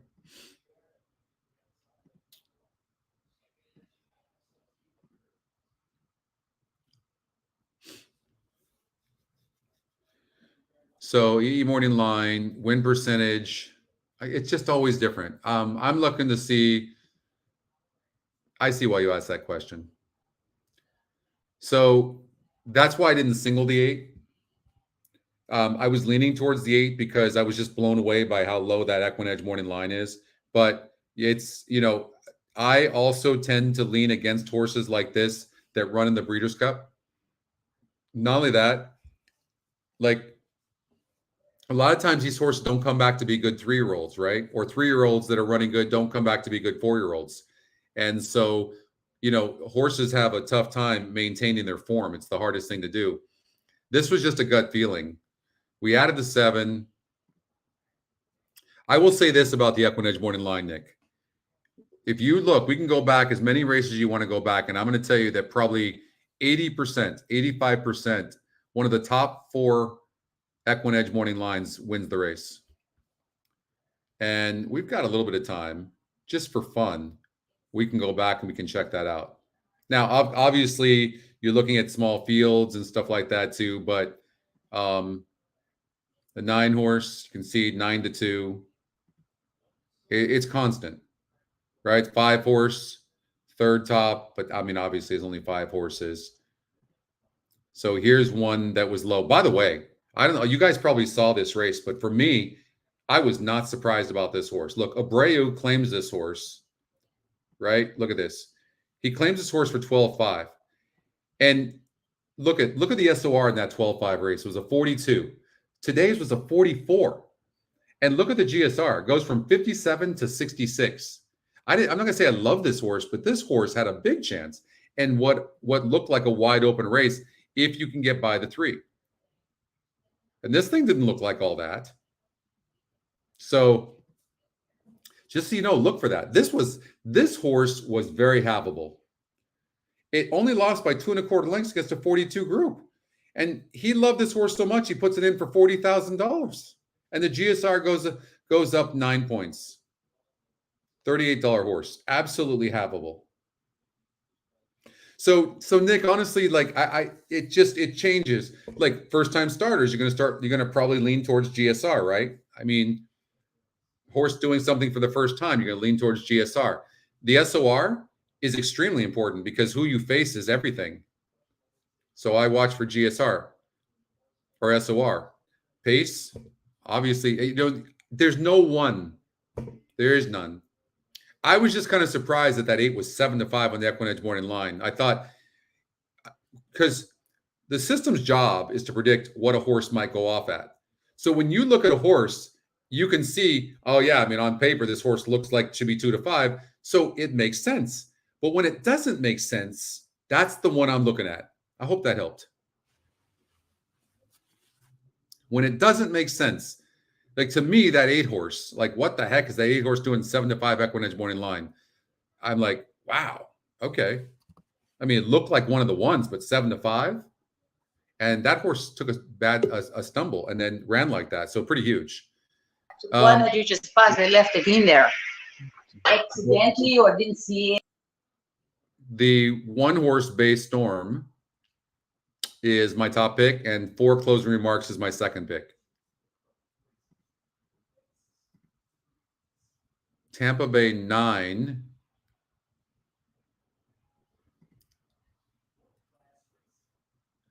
"13 minutes, Michelle's Little Star." I want to watch that race. I got to watch it from my phone, but I want to watch that race.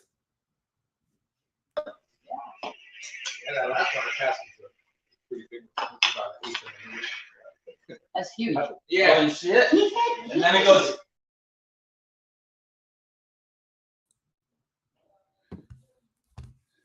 So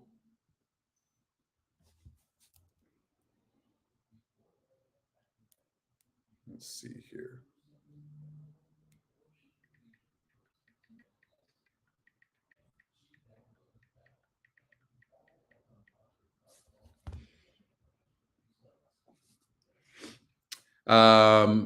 When is the Tampa Bay race? Tampa Bay 9. I don't want to miss that.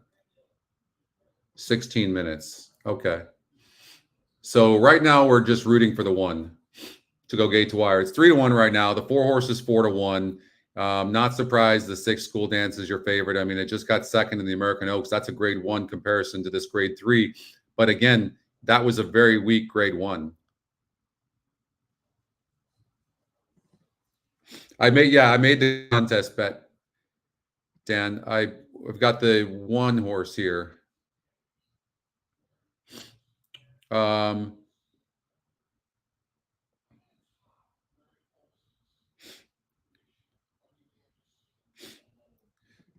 Yeah, I mean, sometimes the 1, but you saw the morning line. Like, if you look, you can look at any track you want. I mean, even I'm talking big fields too. It doesn't matter.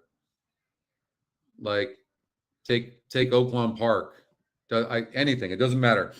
One of the top 4, and I'm just looking for a big field. But look at 5, EE morning line 2-1. Here's a low one, 25-1. That was a big long shot that won. But you're going to see, like, most of the time, the EquinEdge morning. Here's the one that's 6-1 EquinEdge morning line, right? There's 2 of them at 5-1. It was EquinEdge's long shot as well. It was 18%. I mean, this horse always had a good look, right?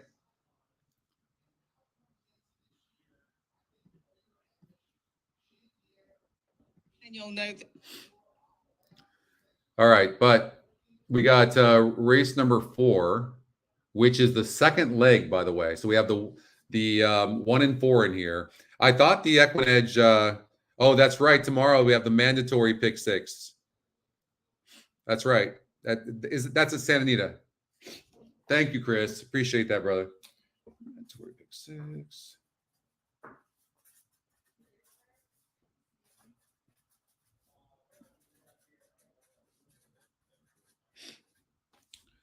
All right.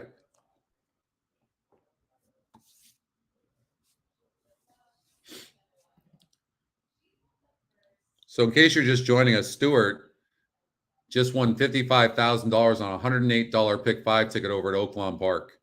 An incredible ticket. Amazing. You can look earlier in the chat. He posted his ticket. Here, I'm playing in a tournament, which I missed 3 races. I'm in 36th of 161. And I have the 1 horse to go gate to wire, Bay Storm. I like Closing Remarks. I always have. I think this horse deserves a look.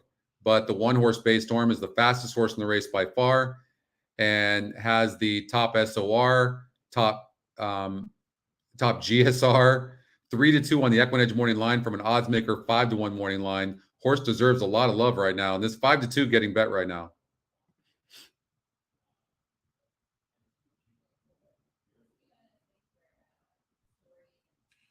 It's post time for the megahertz. All right, this is the megahertz. Who, by the way, if you remember anything about megahertz, this horse was so tiny, but she had a turn of foot like almost no horse you've ever seen on the turf. Amazing, so amazing. Hey, Dave.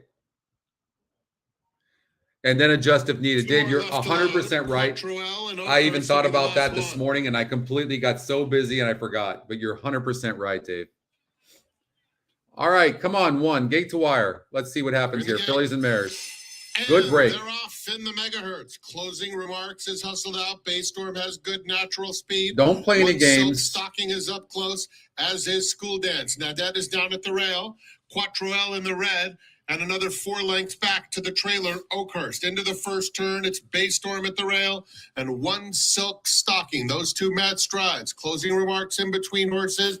Nadette at the rails, School Dance line cap, 3 wide, 3 off the pace. Not that with fast. 5.5 furlongs to go. 23 and 1. Quattro 7 lengths off the lead and another neck back to Oakhurst. They swing on to the backstretch and Bay Storm now opens up a 1.5 lengths on 1 Silk Stocking in second. Down at the rail, Nadette with School Dance. Closing Remarks under a tight hold between those 2. Quattro L as they're taking much closer order. And Oakhurst just outside of her with under a half mile to go. And the Bay 1 Storm horse is to cantering catch. right She's now. been there I mean, for every sure. step But of so's way, the 6. bounding along with a School late lead Dance. on 1 Silk I mean, they're Stocking. really close. It's going to Nadette come is down to a at the rail sprint. with the red cap. School Dance is now called on outside of her, taking 3rd. Closing Remarks looking for breathing room. Oakhurst and Quattro L. One Silk stalking his right to Baystorm with a quarter of a mile to go. School Dance in pursuit. Oakhurst will go widest of all. Closing remarks looking for a seam. Nadet is down at the rail. They're a furlong from the finish. 6 is toast. Here comes the 4. Stalking. Here's Quattro L in the red. Oh, the 7 is flying. The EquinEdge long shot. From the rail. Stay up, 1. Come back. Has taken the lead close to home. What a ride The 3 horses we had. 7, 1, 4. Wins the megahertz. Oh. Baystorm was second. Then it was a photo among closing remarks, One Silk Stocking, and School Dance. Ah. 1 ran big. 1 ran big. Oh my goodness. 10 to 1. 10 to 1. Yeah, I mean, we had the horses. Those are the 3 horses. 7, 1, 4. Number 7, Quattro was I mean, first, look, right here, 1, 4, finished 7. second. It's a photo for third. And we left out the 6-horse School Dance, said that the American Oaks was a very weak race. Look, we couldn't do that unless you had the SOR. This is why the SOR is just as important as any other algorithm. If you don't see this 72 here on this American Oaks, you're thinking this horse just won a grade or almost won a grade 1. This is a grade 3. Does that make sense? The SOR is extremely important. All of the algorithms, look at the EquinEdge top pick, top pace number in the 1. I mean, it's so huge. But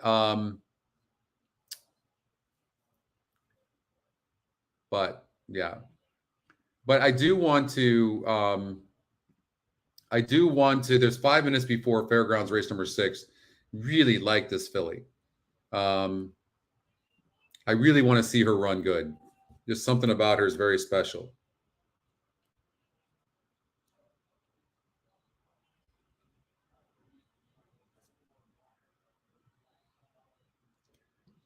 Thanks, Deb. Thank you, Deb. I appreciate that. I appreciate you as well.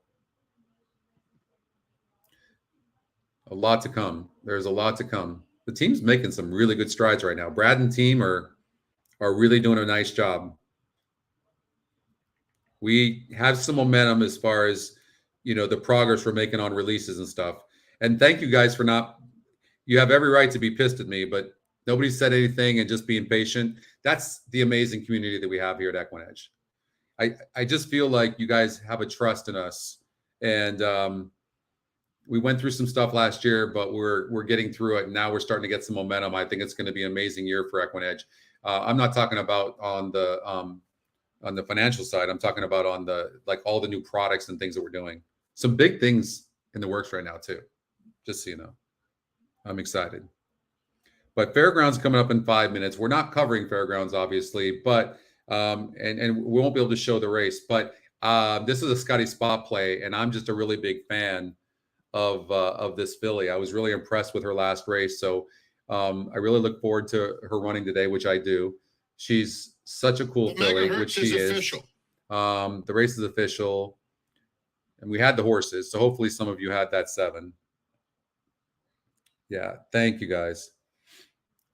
It's pretty cool.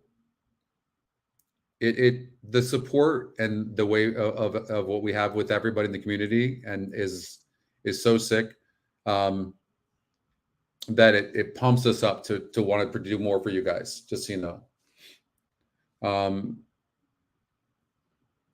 So she had the 12 hole in her last and still pulled away. Perfect post for her tactical speed today.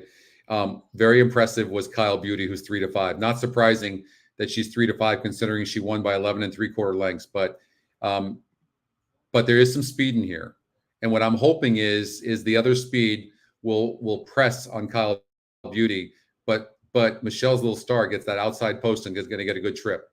And who knows, maybe we can get a little bit lucky and Kyle's Beauty just takes a little bit of a bad step. Who knows? I mean, she can get second, but I really like this filly, Michelle's Little Star. And I think she has some quality to her as well. Anyways, that's coming up in 3 minutes from now. We have some time anyways. We have Golden Gate race number 3 coming up. So that's coming up in 9 minutes from now. We will absolutely do a pick 6. Thank you so much. So happy to have you. Thank you very much. I love when new people come and they get involved in the show, and that's the best. Awesome. Look at the Scotty Spot Plays today. Super Chow barely lost. I hate to be critical, but what the heck was Chantel thinking going so fast up front? He didn't need to. And General Jim barely got up to beat Super Chow. And they were well in front of the third place horse. It wasn't even close. And then Just My Own, the first time starter. I didn't watch this race, but the EquinEdge long shot won. Just My Own got third. Ended up going off at even money. And in retrospect, I won't make a horse like this a spot play anymore. And the reason is because this horse is so well bred. But why are they sending this horse up to Tampa Bay Downs? Nothing against Tampa Bay Downs, but best horses aren't going up to Tampa Bay Downs. So they must not think that she has much talent. That's my guess. This horse, Cactus, over at Oakland Park, race number 5. This horse won the race, paid $780. This was a first-time starter who was 9-5 EquinEdge morning line, top EquinEdge pick, and 30% win as well, and the top pace number. So there's 4 metrics pointing towards this horse.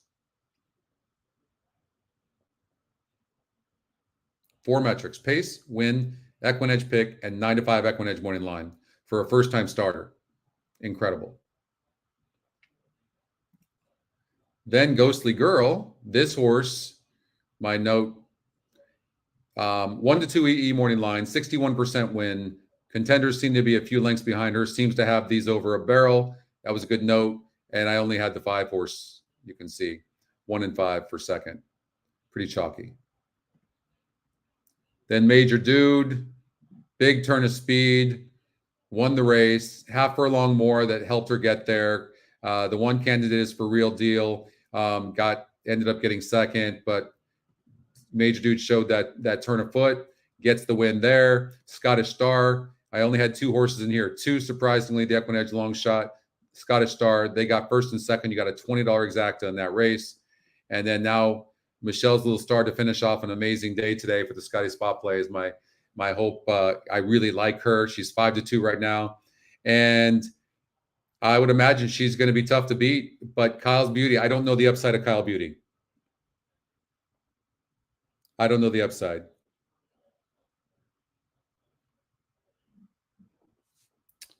So, again, we've got Golden Gate coming up. But this will be the last race we cover other than the Stronach track. But this is a Scotty Spot Play. I really like this. I really like her. Are approaching the starting gate. I like her a lot. And these are Louisiana breds, but these are 2 really hard knocking Louisiana breds. You can see here by California Chrome, Kyle Beauty, and Speightstown. And Brett Calhoun has the 8 horse. And I don't know how to pronounce Ron's last name. But it's I got 8-3 exacta in here.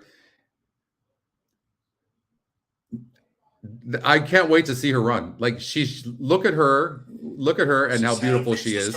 They're at the gate. Oh, 3 minutes to Tampa as well. Thank you for that, Ken. Thank you. See you later, Chris. Coming up.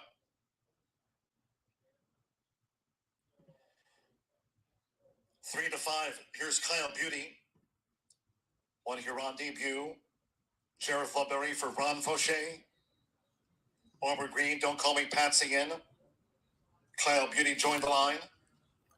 Colby Hernandez with Noda.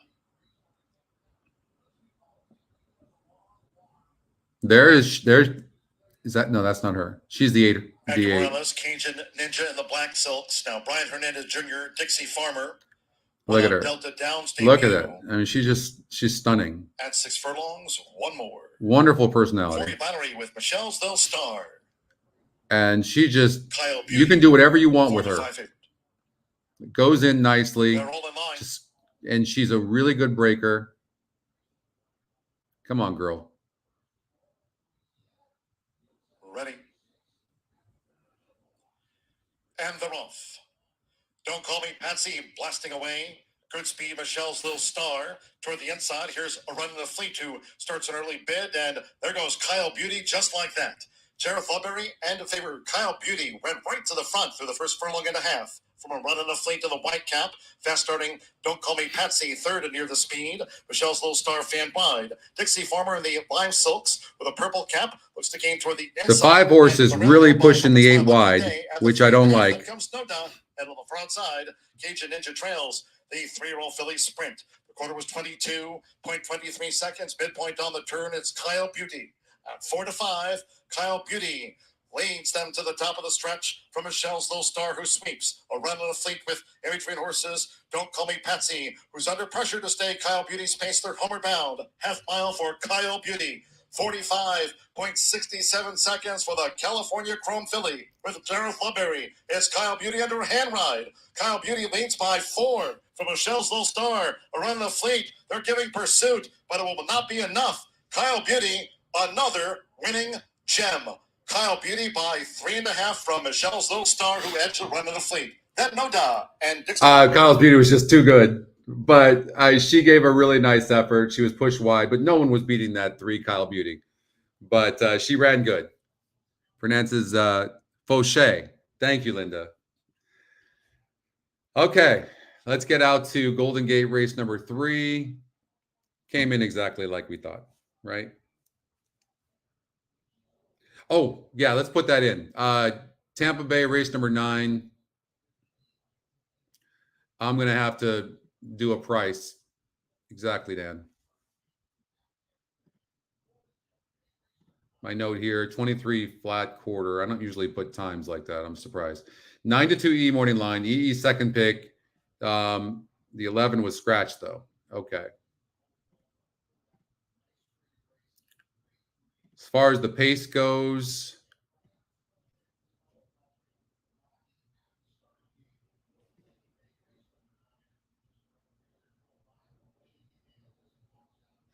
so I'm going to sort the morning line. And where's the value? The value is in the 12 horse.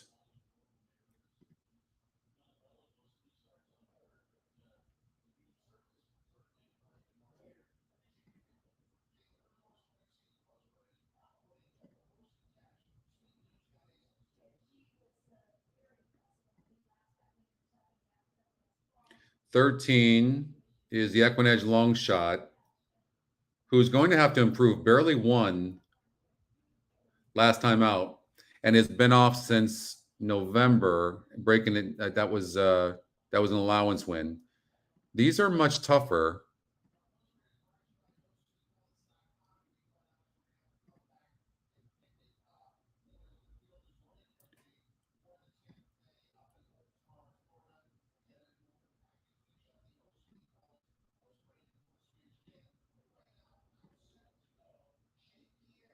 I would say the 10, unfortunately.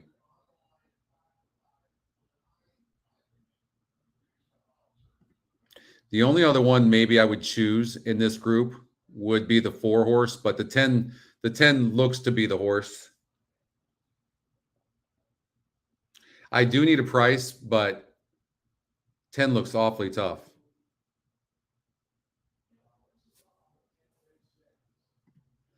All right, we're going to get out to Golden Gate.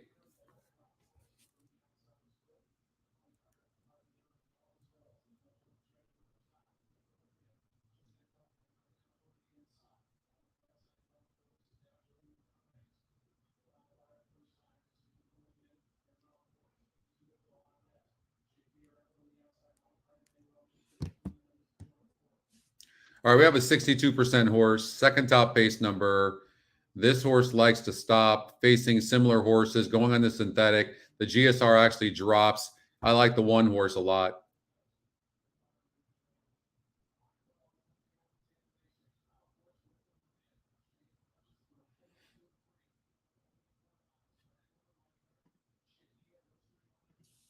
So we're looking at 6-5 on this horse. Seems like a gift.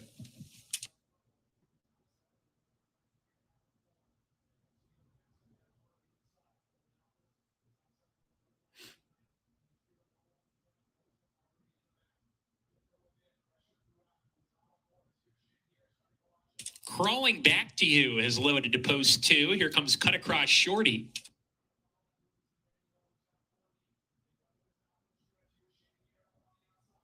El Bromista to the inside post. I think that was the 6 horse, wasn't it?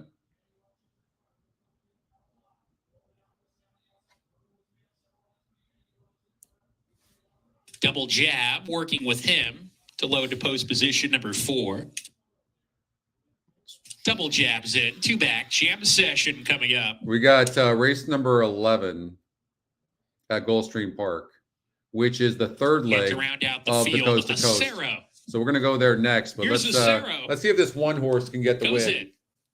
here at Golden Gate Fields. We're ready to go.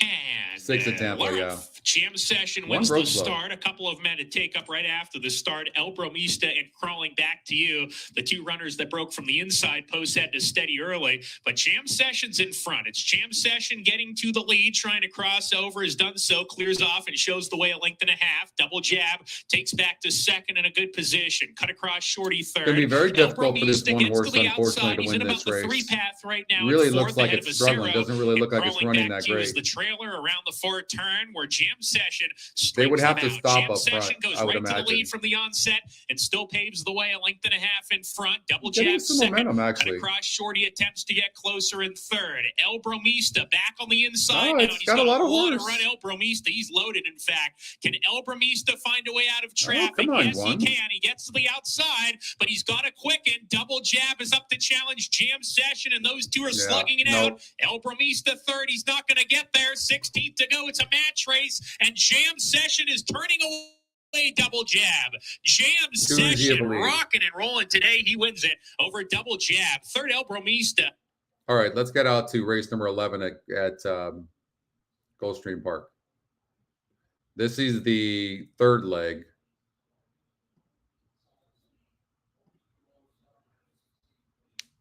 Okay, so look, this one horse can go gate to wire. I believe that. There's the pace. Cairo, look at this. This horse is seriously dead on the board. Cairo Consort. This horse is not much to look at. Barely won. You can see my note. 2nd race under Pletcher. He must not think much of her. She was all out to beat the 9 in last, who's 14 to 1. Something's up here. And the favorite right now is the 8. Incredible.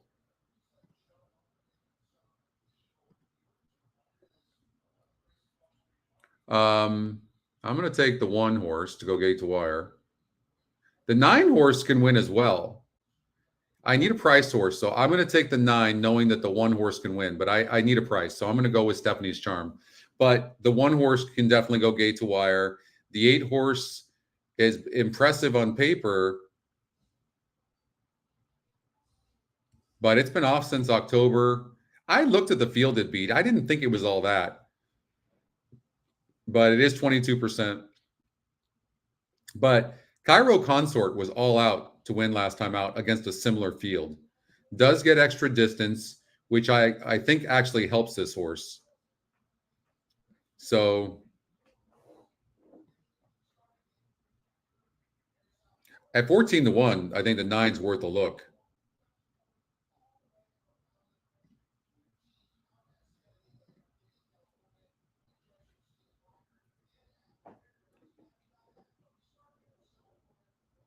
You had that trifecta. Wow. Nice job. Just over a minute now to the 11th race, first half of the late daily double, the Swedish Chat Stakes. So we got a pick 6 that we'll do starting in race number 5 at Santa Anita.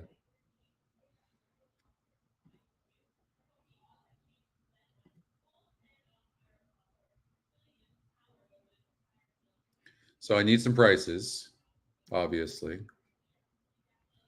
So Gulfstream Park, race number 11 here. The 9 deserves a look. I'm liking the 1.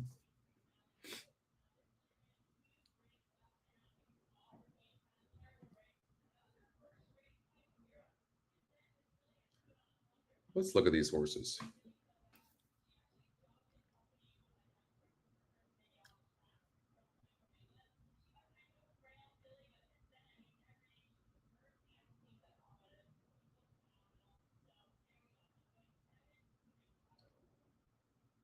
So the turf course is listed as good.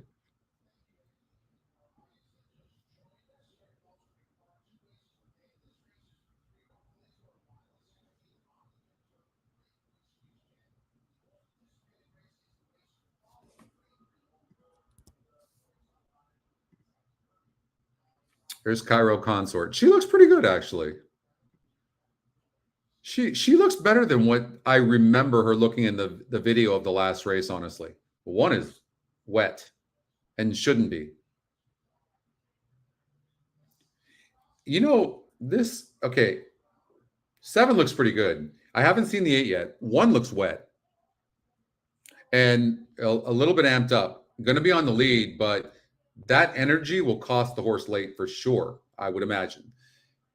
So that means if in the 8 we have to look at, but if the 7 is live, and I think the 7 is, because I think that people are seeing her last effort and it wasn't great. Live racing again tomorrow. But she looks better to me than what she did before. And this 9 was running huge. Now, could we see Irad Ortiz and Jose Ortiz at the wire again? And the 9 at 15-1 right now galloped out like a champ, and they get an extra half furlong here. 9's live. The racing schedule here, Wednesday. This is going to come down to the trip. Horses for the first half of the late daily double. But at 5-2 right now, I haven't seen the 8. That might be the 8 right there, but okay, there's the 8. Looks very good. A little bit wet. And a little bit on her toes. Probably a little bit nervous. I'm telling you, maybe the 7 and the 9 are the play again. Maybe an exacta box 7-9. But the 7 looked really good right there. And Irad Ortiz going for two back-to-back with this horse. But and maybe the extra distance is going to be really good for her. The way she finished, I would imagine the extra distance would be good. So maybe come right back with her and actually get 5-2. 2-1 now. It's now post time. Lining up and moving in for race number 11, the Swedish Chance Stakes. Heavenly Sunday bet hard into Cairo Consort. These two both 2-1. 3-1 respect for number 1. Sweet Lou's got aces. 7 looked to me. 7 looked the best on the track. 7-1. But this 9 can run here. 16-1. All right. At 9-1. Good race. In the line goes Alphabella Bulsara going forward. No, she looks good. Here's Cairo Consort. Way better than what she did last time out. And 16-1 right now on the 9. There goes the 3. Winning good race. For Heavenly Sunday. There's the 8. And Stephanie's Charm. Looks okay. 7 looks better than the 8 to me. There goes the 4 at 60-1. Big long shot. And the 8 and looks a physical walking forward. They're working with Heavenly Sunday. Mm-hmm. You noticed that too when she was just walking. And so they're going to get her in this gate, but she's, that's not good the way she's acting. 7's completely relaxed. And Heavenly Sunday, the last 2 to go up. Now, Stephanie's Charm, daughter of Distorted Humor. There's the 9 with Jose Ortiz. Come on, 9. One time. All set for a start. Oh, 7 loved in the gate. Swedish Chance Stakes. Oh. Blowing the brake badly was Cairo Consort. She was 6 lengths slow to get going. From between horses, Mally Moo is away the best and reaches out for the early lead. Right when they opened the gate, she lifted her head. Toward the inside with Alphabella. She's an early and third. The 3 pushing the 1 is big for this 9. Guys, this 9 has a huge look in here. Saving ground is almost a replay of the trip she had last time, too, where she went about 3 or 4 wide. They make their way to the first turn. The Sweet Lou's got aces. And 22 and 3. Mally Moo is there second from the Real Metaphysical is a fair now pace. third. Alphabella races well fourth, and up on the outside is she, 2 lengths off the pace. Then the team of Padma and Heavenly Sunday. Back from there, Stephanie's Charm and Bulsara, and still at the back is Cairo Consort. They make their way to the opening half mile of the contest. The quarter was quick, 22 and 3. The half mile was 47 seconds flat. Sweet Lou got aces, has the lead by a neck. Up on the outside, it's Mally Moo. She's racing from second. Up to the outside, it's Alphabella, and secured at the rail is Metaphysical.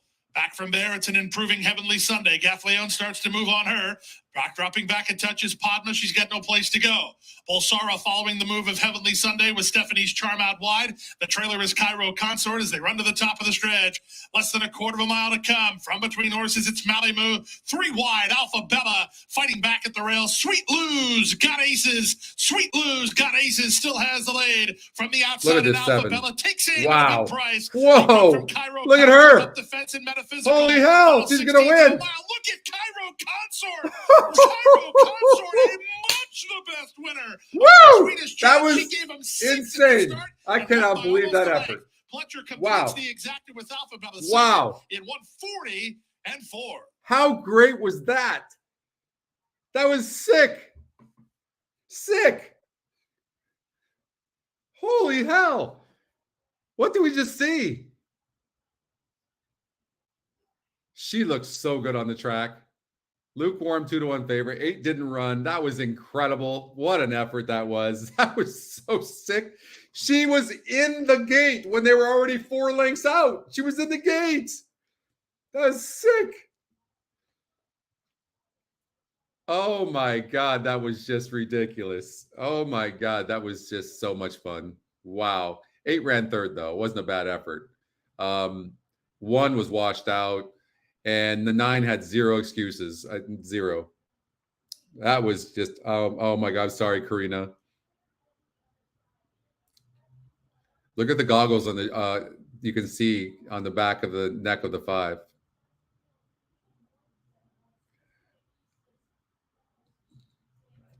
That was just insane. She looked so good though, right? We look at that. Look how far back she was standing in the gate. She flipped her head like this when the gate opened. Wow. That was insane. You want to talk about an improvement from last race to this race?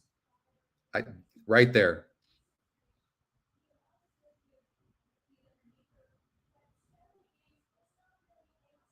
Wow. Yeah. Whew. Well, unbelievable. That was so much fun. That was really, really fun. Best effort I've seen in a long time. 6-6 over at Santa Anita Park. You got that, Leo? All right.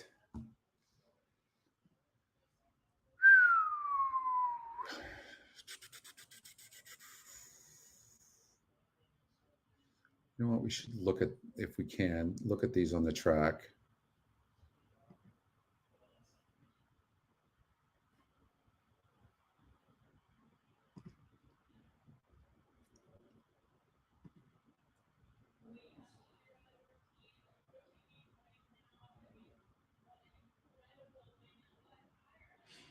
Honestly, the 2 does not look that great. So we're going to look to the 4 and the 5. 3 looks okay. So we'll look at, if we're going to look at other horses, it would be the EquinEdge long shot who's getting bet. And I probably wouldn't ignore that horse. So the only thing you would do is you would do like a 6-4-5. Or single to 6. But we'll see what we can do here.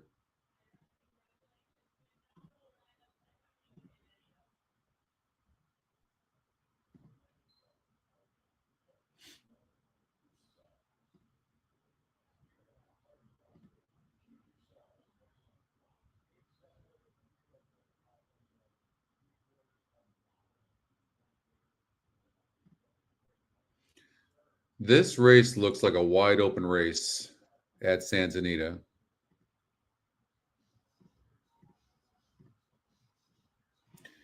I wouldn't key this horse. It's 8-5, I know, but it doesn't have any speed. It's going to be wide. I would be careful about this horse. I don't think it necessarily has to win. Briefcase Gal, this horse faced much better last time out. This horse is likely to come back and run good. Down the hill, that was too tough of a group. And at this level, this horse can be very, very tough here if Mike Smith can get the trip. I would like the 3 horse a lot. In fact, so we can spread, let's take a chance and leave out a horse like that. Now, it's not for the faint of heart. So, you know, do what you feel, but maybe worth a look. Now, this horse just broke its maiden.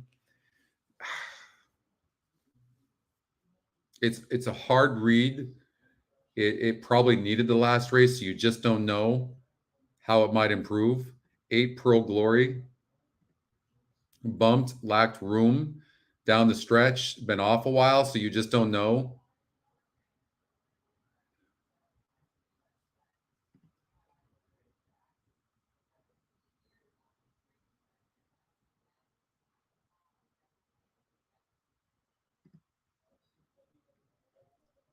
This horse certainly looks better than, wow, this is just, you know, a wide open race.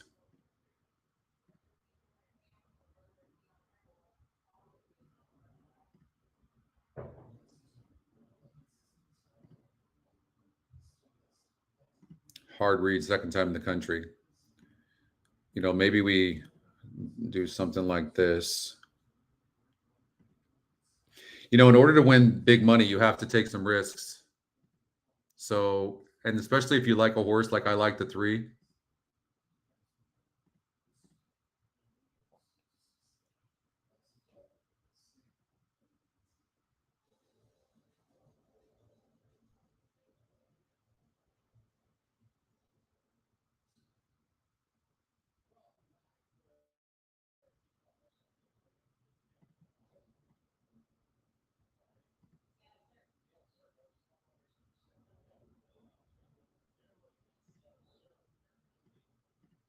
So I'm going to take a risk.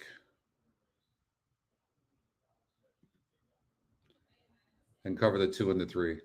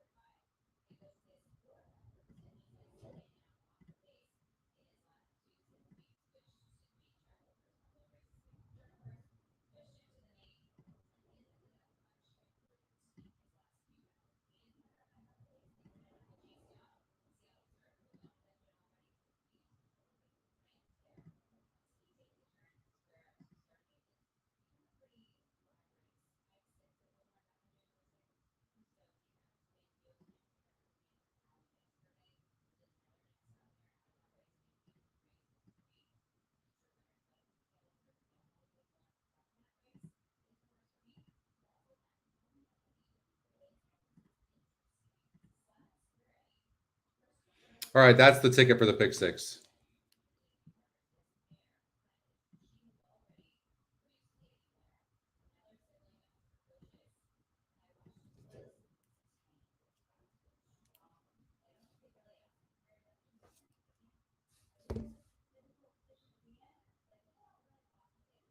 Nice, Steve.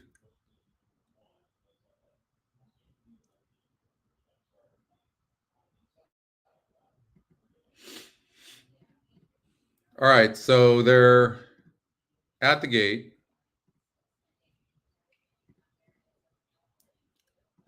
That's the ticket. 4, 5, and 6 in here. Horses have reached the starting gate. It's post time. I didn't think the 2 looked that great. It's dead on the board.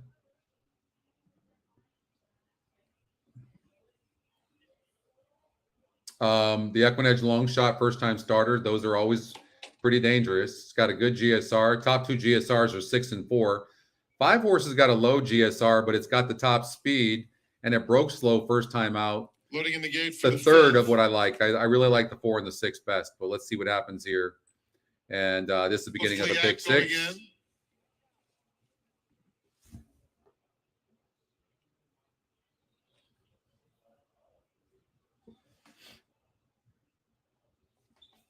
Rhythm on stage.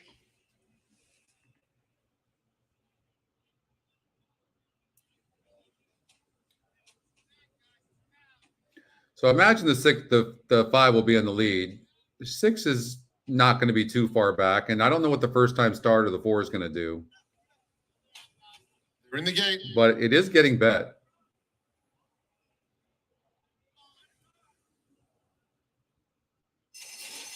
And they're off. Rhythm on Stage had a clean beginning, but it's Seattle Surf who's So quickest. the and joined 4 immediately by has some Buzz. speed. And those two hook up. Seattle Surf and Buzz. Wow. Buzz to the front. A gap of 4 Wow. back to Upward Mobility. Ghostly Act racing in 4th. Then comes Catalina Eddie. I mean, between those I don't know two, why and this Rhythm on jockey, I don't know who it Stage, is, 4 wide why and he has to go that fast, Heading to the 21-2. 3-8 pole, and But he's Buzz setting is it up for the and 6. I know 4-length that. lead. Seattle Surf in 2nd, Catalina Eddie 3rd. I Then would Rhythm love to on see this Stage 4 win, moving but up on the is he outside this to good? claim 3rd, 7 or 8 lengths 21 off and the 4 lead. has got to be a It's another 44 and 4 change back to half. Ghostly Act and Upward Mobility. A quarter of a mile to go. And 6 is really not Buzz finishing all loose that with a well. 4.5 This horse is in length hand right advantage. now. Seattle Surf, 44. Catalina Eddie making headway at the rail. Rhythm on Stage is hard ridden. There's an 1/8 of a mile to go, and Buzz still clear. Catalina Eddie moves into 2nd, and then Seattle Surf in 3rd. A 16th to go. Wow, and the favorite's very being pulled sharp up. in a good-looking Woo! debut. That is huge, beating that 4 to 5 favorite. By almost 8 The lengths. EquinEdge first-time starter Catalina long Eddie shot, second, folks. I'm Seattle telling Surf you, third, anybody then who's been with Upward Mobility. EquinEdge knows that is a key move. Look at that, Buzz. Incredible. 2nd top GSR, EquinEdge long shot. Unbelievable. That horse, what was that?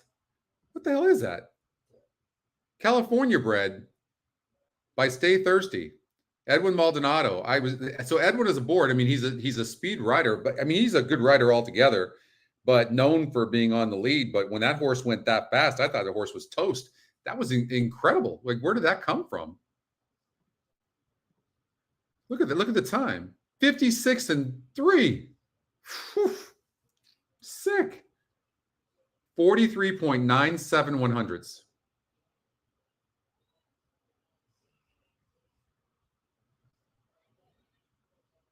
Oh, they knew that horse was coming out. They 100% knew that horse was going to run today. 100%.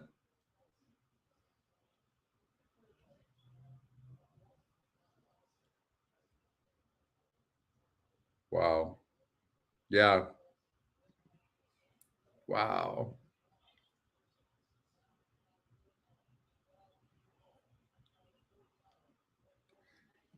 We talked about it. First-time starter, EquinEdge long shots. There's something about that when they pick up, when the EquinEdge long shot picks.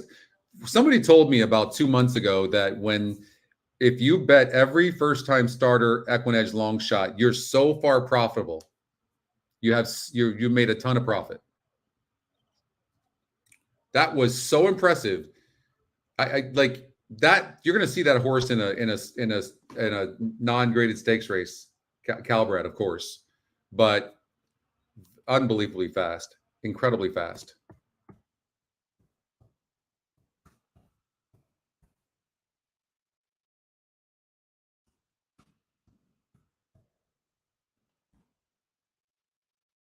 I don't even know what to say. We're not seeing horses go that fast on this track. I put a note on that horse for sure. Automatic. I agree with you, Chuck. For sure. Okay. What do we got coming up? We got Gulfstream Park coming up in 22 minutes, 15 minutes. And give me, if you guys don't mind, just give me about 5 minutes, okay? I'll be right back. Let's see here.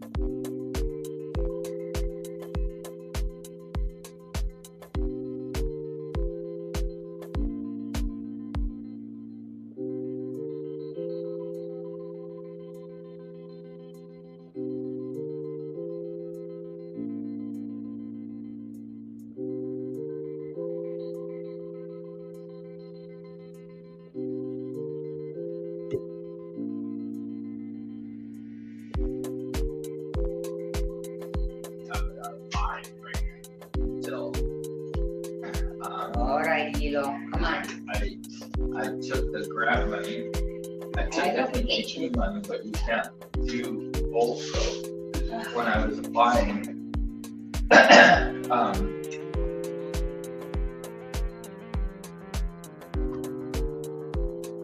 All right.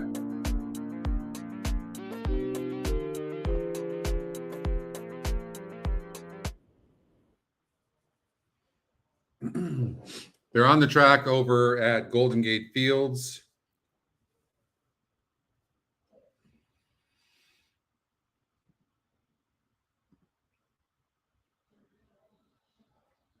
That's a really good way, by the way, to start this Big Six with that 4-horse, $14.40 horse, which is going to play bigger than that. There was just something about this horse we didn't trust, wasn't there? Hernandez getting shut out today, isn't he? Or was he on Newgate? No, Dettori was.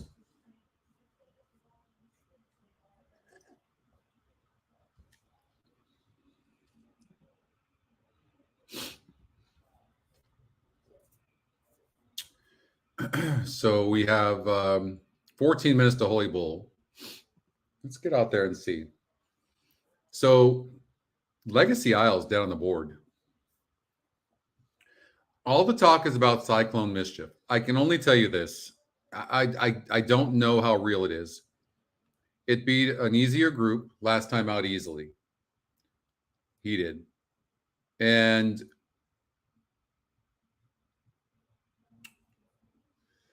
there was a really hot pace in the race. In fact, I'll tell you what, why don't we watch it? So Cyclone Mischief is the 3-horse. Now what you're gonna see the 5 and the 6-horse dueling, and they're going very, very fast. Let's take a look. Sunday feature, race 9 at Gulfstream. First half of the double. They're in the gate. And they're off. Lane beginning. From the center, Mr. Ripple, one of the first into stride, coaxed along early as Rudder's men to get into position. Down at the inside, Cyclone Mischief, and moving out the rail. So right now in third is Cyclone Mischief. Wallaka, and dropping back to last is Talk of So the Nation. rating very kindly, for sure. Had a lot of horse. Look at that stride. For sure looks really good there. Now, but Mr. Ripple is angled and off these the horses went inside to race on the 23-1, which is second. extremely fast. Cyclone Mischief is in hand third for Gaffleone, 2.5. And the horse is is it's a nice looking horse, no doubt. 23-1 for an opening quarter speed with Rudder's men in front.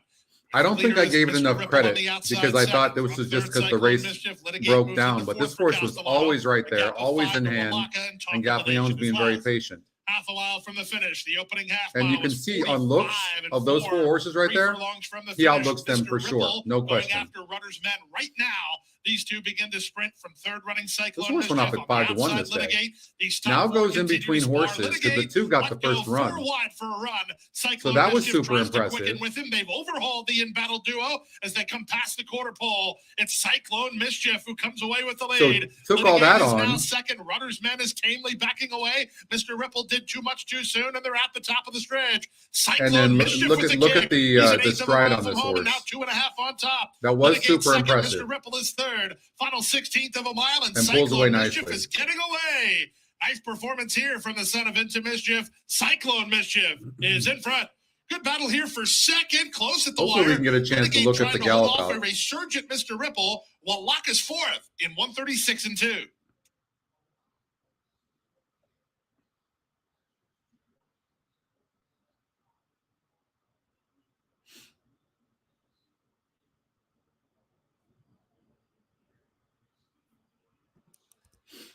Good enough. I mean, it was impressive, no doubt.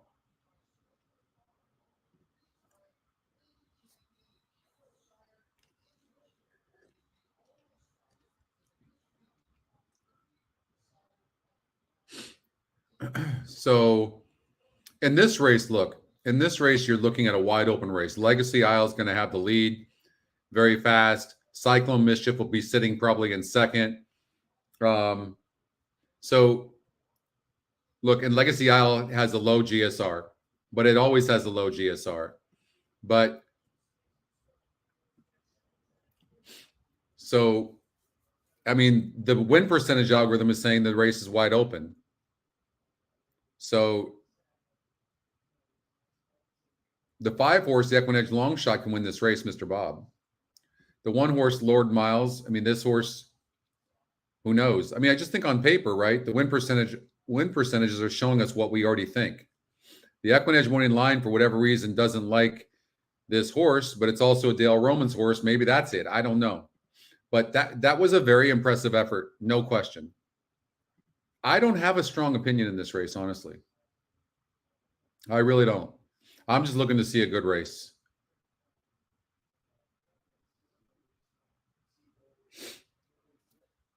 But in here,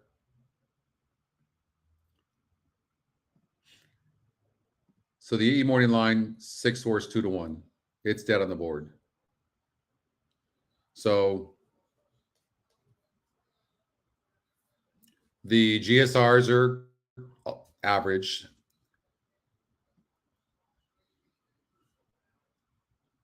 The SORs are very similar. Probably the only 2 horses you could probably throw out are the 2 and the 3, right? Rocket can. It's hard to know because these young horses can improve.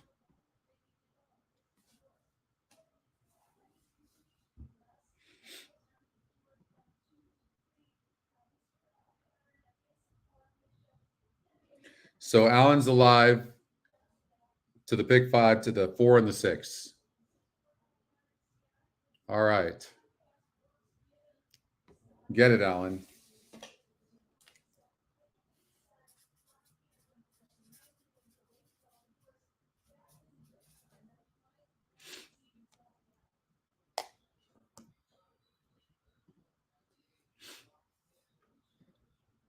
All right, we got Golden Gate Fields. They're coming on the track for Gulfstream Park, but we'll go out to Golden Gate Fields so we can just get some action, and we'll come back and look at them on the track over at Gulfstream Park for the Holy Bull.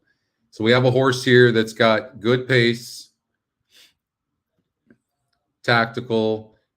I saw the 1 and the 3 dueling. I saw the 4 sitting a good trip. We had talked about this race already and thought that who were the 2 horses? Was it the 2 and the 4? Yeah. Good connections on the 2 as well. And the red light is now flashing on the starting gate at Golden Gate Fields. The runners have made their way towards the gate for the 4th race.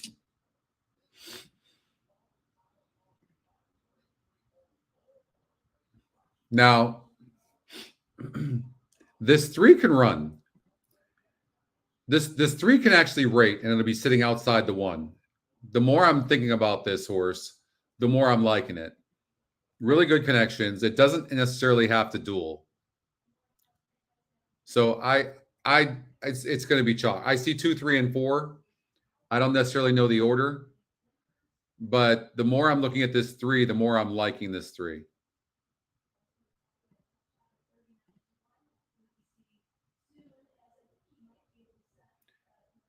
It likes to be in the money. It's tactical. Smiling Evie, JC, and Austrian Navy, the first 3 to load into the gate. I might take the 3 horse. 3, 4, 2. I'm changing my mind a little bit. Here's Tis a Tiger coming up, post position number 5. Dan, you're alive in the pick 5 to 1 and 8? 1 and 8? Tis a Tiger's in. Non-Elizabeth.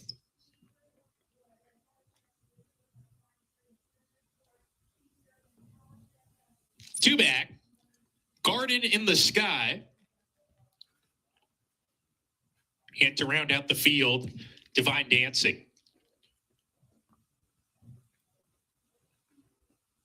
We're ready to go to kick off the pick 6. 1 should have the lead, 3 should be second. We're off. But if the 1 lets the 3 go. Speed. Here comes Austrian Navy to challenge in the early part. Divine Dancing is shooting forward. It's Smiling Evie taking back, and she's in midfield. Divine Dancing and JC, those 2 square off on the lead, and they put about a length and a half on Austrian Navy settling in 3rd. Smiling Evie in the 4th spot with Tis a Tiger. Then comes Non-Elizabeth second to last, and Garden in the Sky has no early speed. She's last off dueling pace setters. Outside it's JC, inside Divine Dancing. They're right together as they charge into the far turn, a length and a half to Austrian Navy. She's gotten a good trip today. No excuses, and she's already getting closer, Austrian Navy. Smiling Evie inside, sent along the rails. Gonna go on the rail. Forward if she's good enough. Divine Dancing weakens. Tis a Tiger's making a move on the far outside. They have to catch JC off the turn. She's trying to hang around, but a wall of horses are coming. Austrian Navy's one of them. Inside, Smiling Evie coming on the scene. Tis a Tiger's also right there battling. It's Austrian Navy trying to fend off Tis a Tiger, who's trying on the outside from second. Austrian Navy keeps grinding away on the lead, and Austrian Navy 2 for 2 for the Jonathan Wong barn. Austrian Navy over 4 or 5. All right, let's take a look at these horses on the track for the Holy Bull. So Dan has the 1 and the 8. Alan has the 4 and the 6.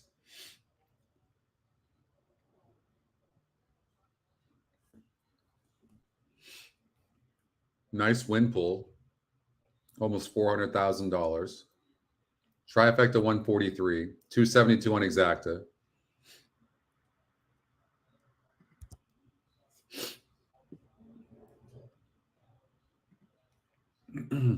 So in this race, the point system for the Holy Bull goes as follows: 20 points to the winner towards the Kentucky Derby, 8 points for the second place horse, and 6 points for the third for the show, and then 4 and 2 respectively for 4th and 5th. Now, Dale Romans, who's hitting at 11%, is the trainer of Cyclone Mischief, who was ultra impressive in the last race. Went a 1-turn mile here at Gulfstream Park and ran big. And now goes 2 turns. Now that 1-turn race is a big difference from that to this 2 turns. But this is not, especially when you're looking at a horse that's so dead on the board in the 1. I mean, That's too dead to believe. But this 6 horse is by far the pace of the race.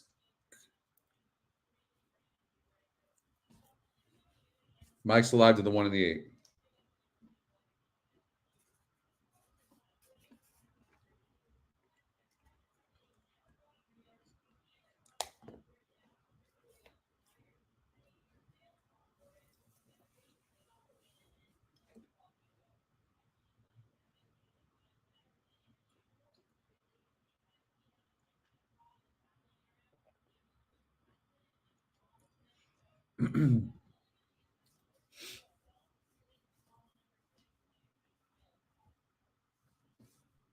So I thought the 2 West Coast Cowboy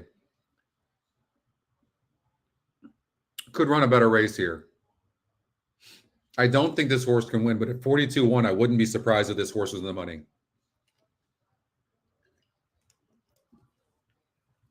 No, I knew what you meant, Nick.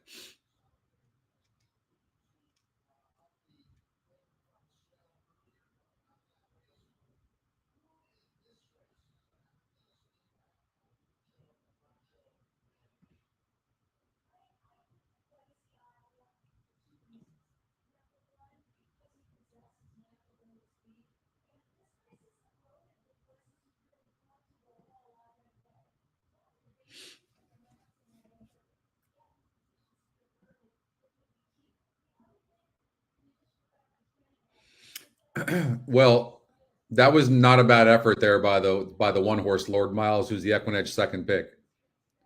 Really ran a good race against 10 other horses. And when you're going the 1-turn mile over at Gulfstream Park, that's a really good effort, especially being that wide. So, you know, I would imagine the 1 horse is very live in here.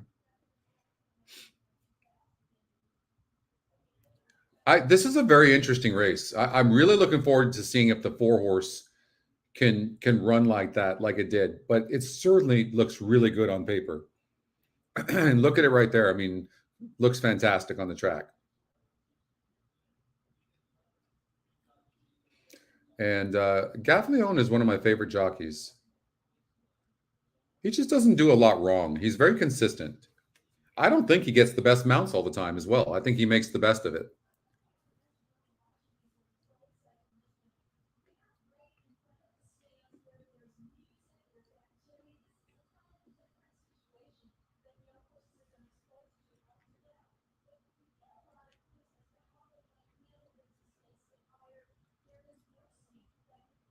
He certainly looks relaxed, doesn't he?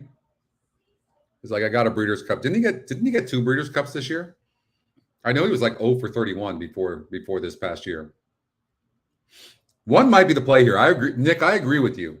The closer we get to this race, the more I'm liking the 1.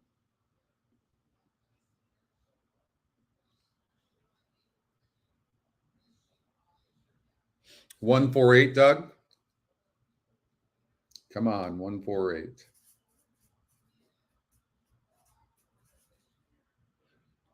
I mean, that is a gorgeous animal right there, though. That you can't take away from him. I mean, he is beautiful. Look at him. It's been breezy all day here in Florida. So beautiful. Look at him. Wow. 8's very beautiful as well. That is a nice looking animal right there. Look at that 8. Oof. Those guys having fun. Who's the 8? Rocket Can making a nice appearance for Bill Mott. This one been off since November. And the last couple of races, this horse is really coming around. And when Mott has that happening, watch out. Watch out for Mott.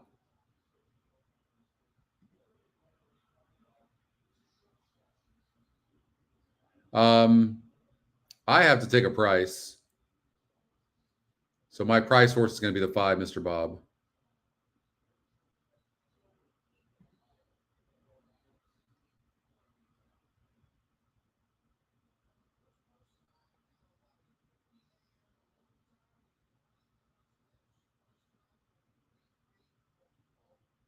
You know, I think I'm going to take the 3 horse, Shadow Shadow Dragon. And I'll tell you why.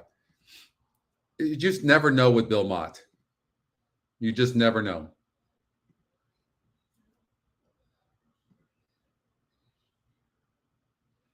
All right, here's the Holy Bull. For $250,000. $250,000. Part of our first racing tour on the road to the Florida Derby. And 20 points on the line because it's only a grade 3. Legacy Isle is going to be your front runner. West Coast Cowboy might outrun its odds at 42-1. And Cyclone Mischief. Cyclone Mischief, who outlooks them for sure. Both one, Lord Miles, no question that horse looked the best on the track. All right. That's good. Il Miracolo. 8 looks gorgeous. No doubt. 8 and 4 look the best on the track. Il Miracolo, long shot possibility for the barn of Antonio Sano. Winning for Cyclone Mischief. And from the outside, Rocket Can.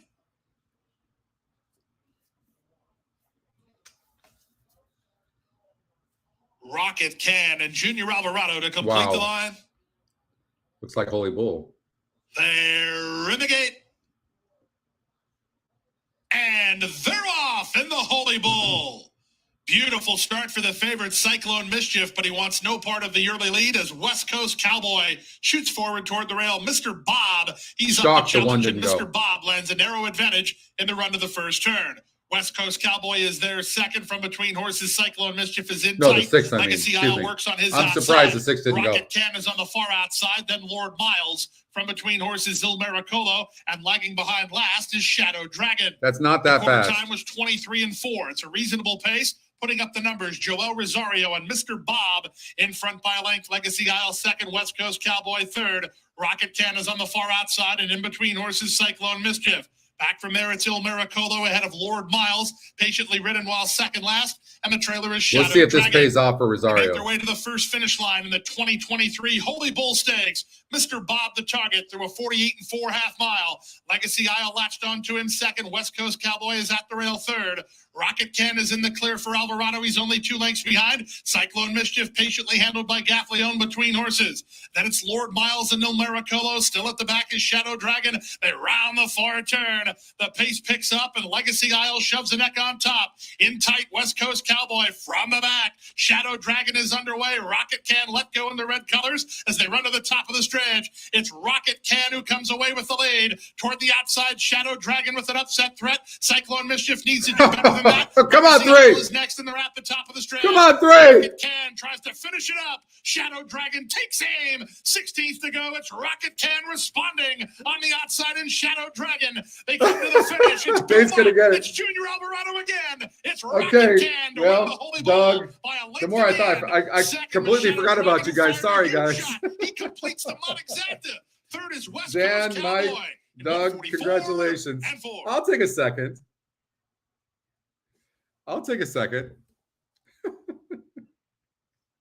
I mean, the 8 looked like $1 million. The 4 horse didn't run. I'm telling you, if you watch that last race, the way I read it, you can interpret it differently. But his last race, there was so much speed up front.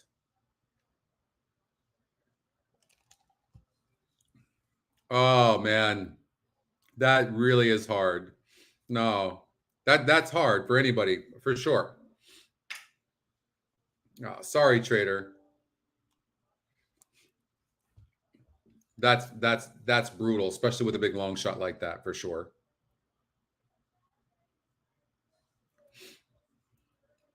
Eight, 3, 2, 4 didn't run. Man. Looked beautiful on the track. Oh, nice.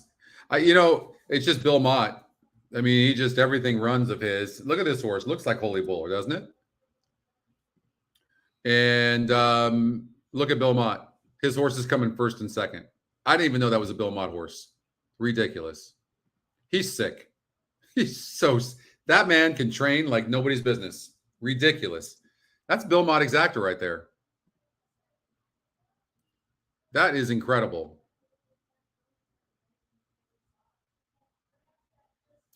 34-1 on the 3. That wasn't a bad pick. Santa Anita 6. Colorado Junior, you won the Pegasus World Cup bid last week. You won the Holy Bull today. What are your... All right, so I got to pick a horse here. Who should I pick? Anybody have a good feeling?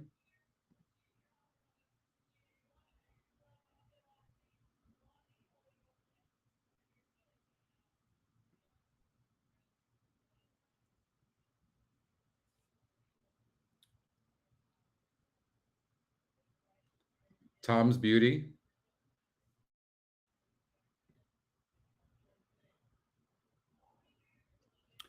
I think I need a price though.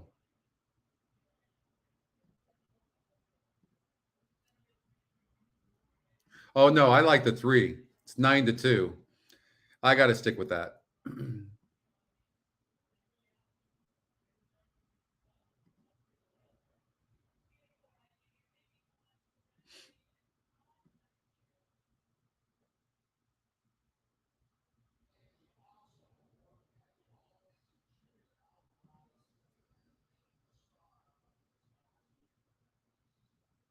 This horse has had 2 outside posts.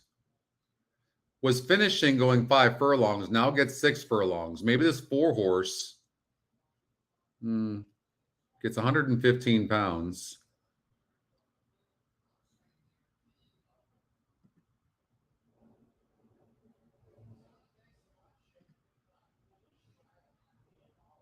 I think the 3 horse Briefcase Girl is the horse to beat.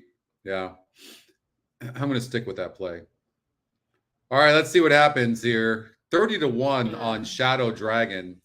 I'm glad you guys got that pick 5. Nice Tom's going. Beauty. And then Mike, the pick 4.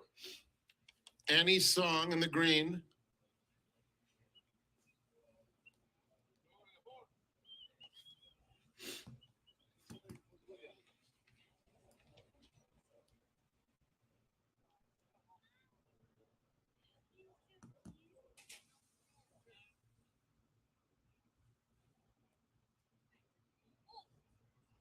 Tom's Beauty awaiting her turn. She's Got Away. Carmen Miranda to the outside. They're in the gate. And they're off. She's Got Away, bounces out very quickly. Pearl Glory now moving for the lead with Carmen Miranda on the far outside. And down at the rail, Tom's Beauty is close up. So it's Tom's Beauty and Carmen Miranda who are dueling through the opening furlong. Pearl Glory is racing in between those two. She's Got Away racing 4th, about 2 lengths off the pace. Down at the rail, it's Ready, Jet, Go. Racing 2 lengths in front of Rubber Girl, who's about 6 lengths off the leader. Briefcase Girl inside of her. The 2 trailers are Annie's Song, and Rivendell is at the back of the field. They're midway on the far turn. It's Tom's Beauty showing the way, pressed by Carmen Miranda in second.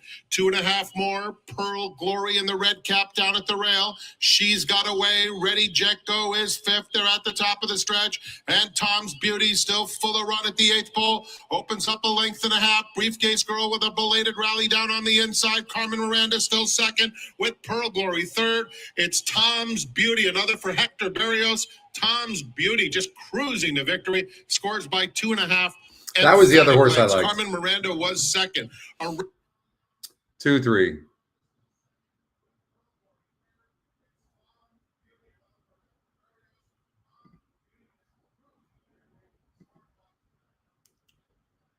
Right, when we played the pick 6, tell me we had that. I'm sure we did. Because I liked that too. Only the 2-3. Right? You guys got that, right? Had to. We only had 2 horses in the pick 3. That's a really nice, that's in the pick 6, I mean. That's a nice pick 6 now. Only 2 horses in a race like that? That's huge. I remembered I liked that too. It was between the 2 and the 3. That is, and we left out the 10. That becomes a really interesting pick 6 now. Doug, you played this ticket?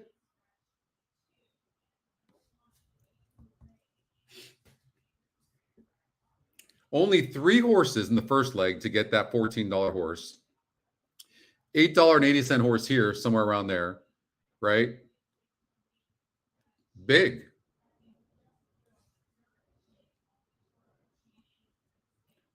I think you're going to the last race.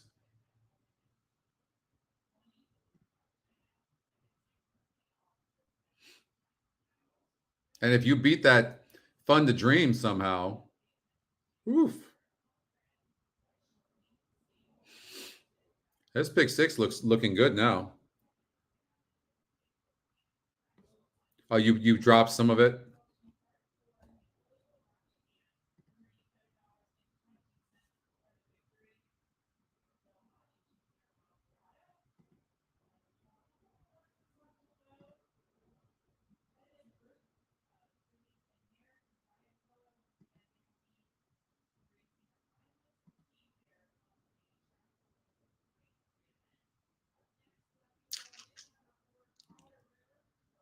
All right, Anita Race number 7 is the next one. Let's see. I'm going to pick 2 bombs and hope it hits. Where am I right now anyways? Let's see here.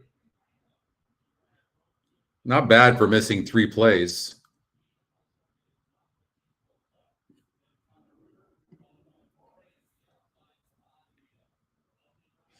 I use Maisie Express Bet.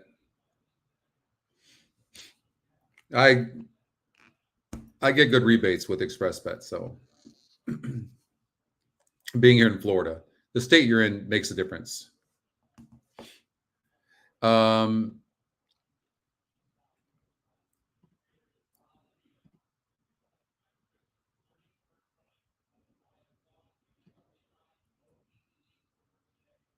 Santa Anita 7.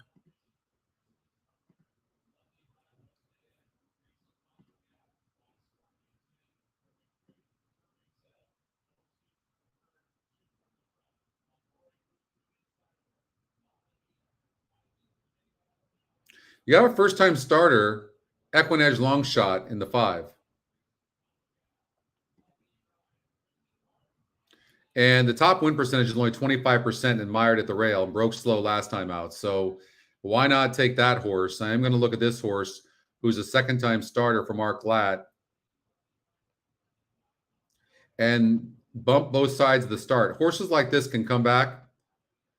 And look at this horse jumping up 15 points in GSR.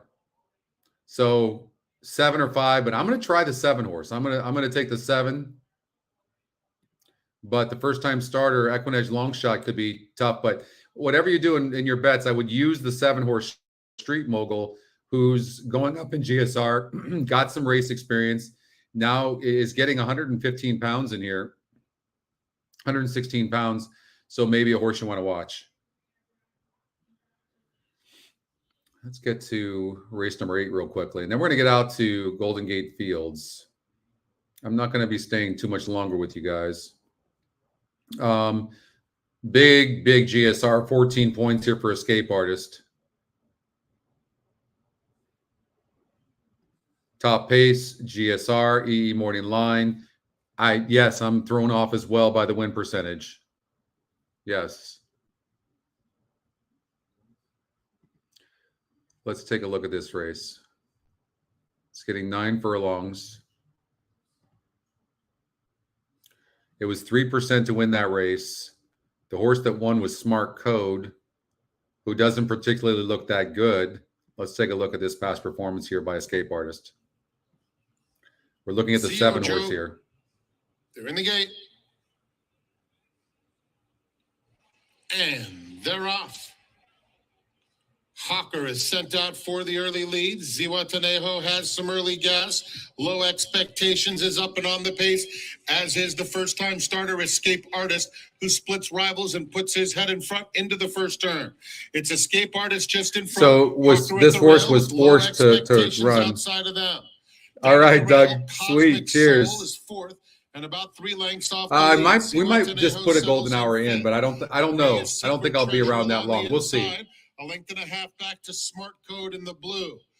Dandy Man Shines under a tight. We'll be back here tomorrow for the Coast to Coast. Don't forget to like the show, everybody, please. Then comes Daryl's Bolt, and Maltese Falcon is at the back. So, I mean, this horse was kind of forced to rush. You can see he's got a ton of horse. Every right to need the race. In the thicket to go.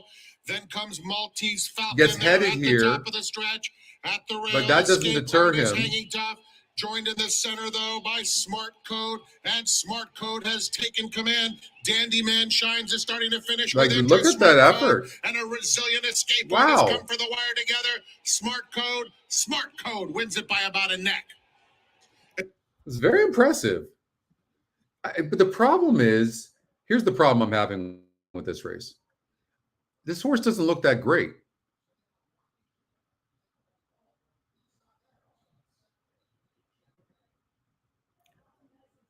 So this horse has had 5 races. Looks okay, right? Just okay.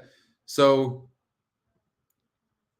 this horse broke. We didn't even look at that horse. Maltese Falcon broke 12th and only lost by 2.5. I actually want to take a look at that. Why don't we look at that as well?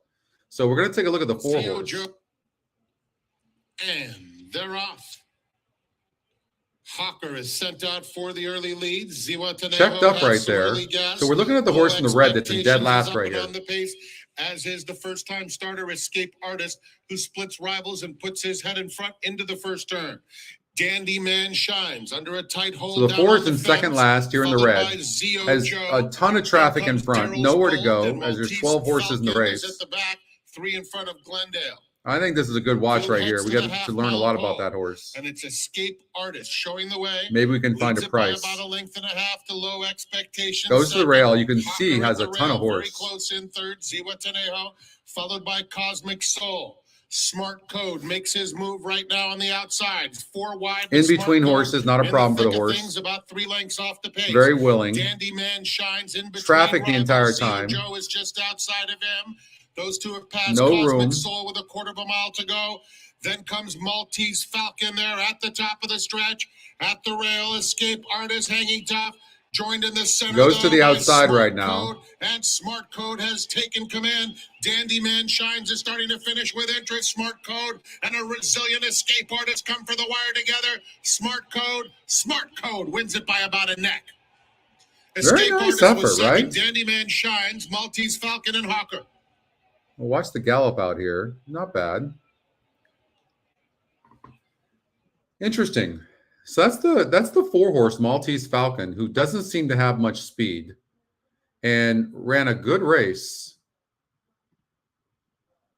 This horse is 23%.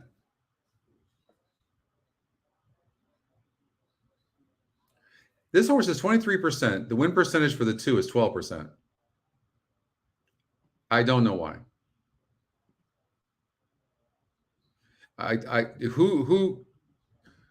Who does the extra distance help? Well, I mean, Escape Artist, I mean, this is a really well-bred horse. Look at this.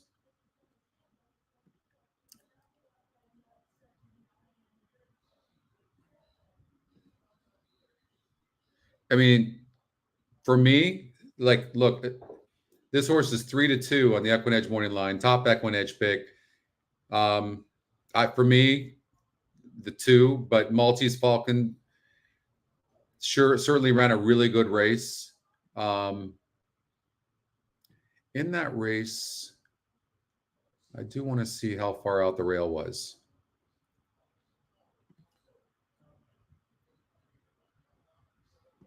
It doesn't show.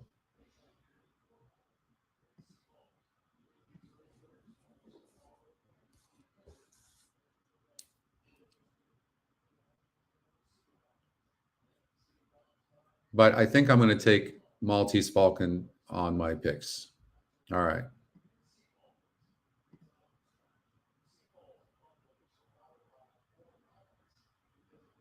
Dettori's aboard.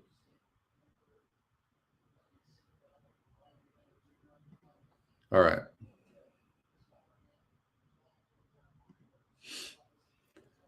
So let's get out to Golden Gate Fields for race number 5. Matt likes the 7.46. 7 seems to be the speed of the race. 1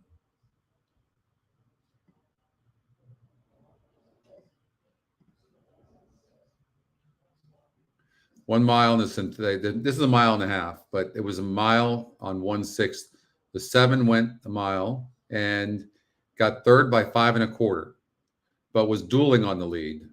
Whereas the 4 horse wasn't too far back and lost by 2 3/4 lengths. So you would imagine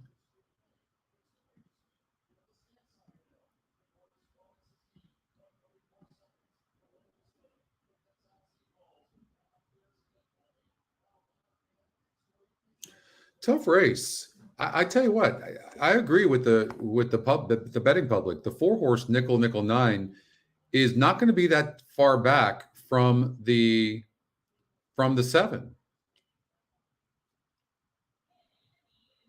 And the 6 horse National Genero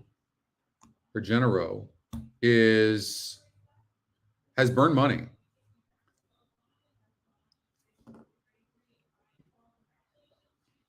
And doesn't have any speed. I like the way I envision the trip. The 7's going to have the lead. 1 maybe on the inside might try to press, but I don't think can hold. I see the 4 horse just getting a beautiful trip. 9-5 on the EquinEdge morning line. 6 horse on paper looks like a horse that's going to get bet, but it's burned a ton of money. So when we talk about the EquinEdge morning line, you look and go, okay, on paper this looks like a horse that would be one of the favorites. And so I'm not surprised. When you look at this horse, maybe not. And look, was 4% and 3% and outran those odds.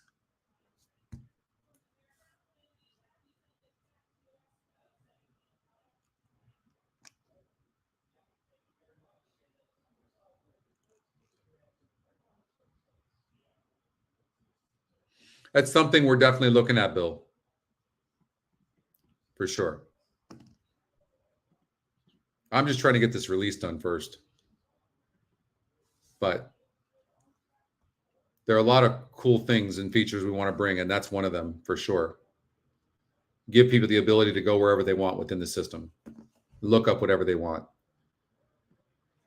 right, they're going in the gate. 9 will be next. I'm on the 4. Even more money, though. Coco's Bob.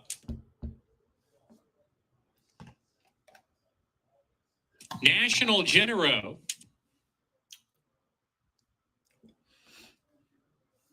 And a Clyder to the outside post.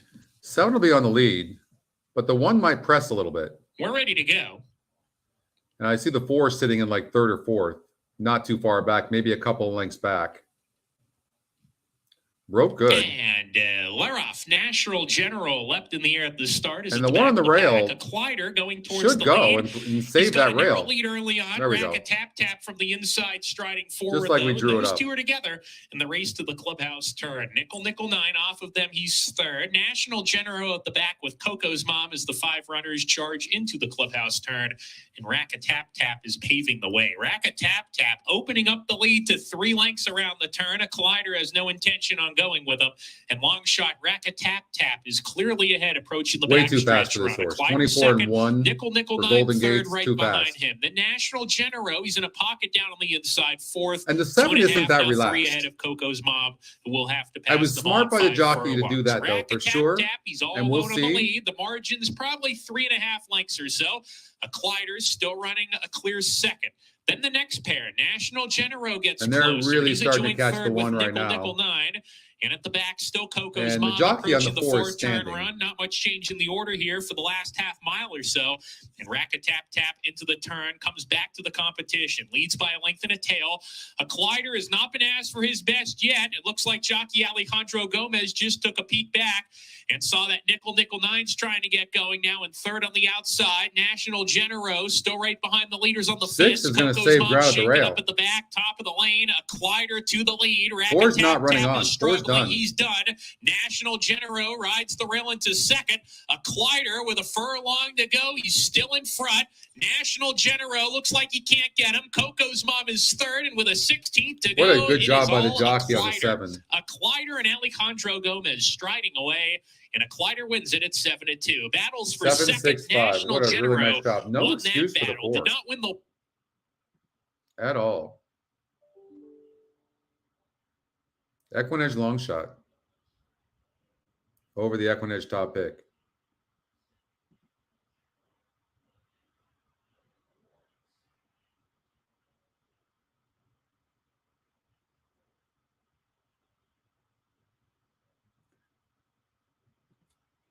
Well, I think this guy might be a money burner.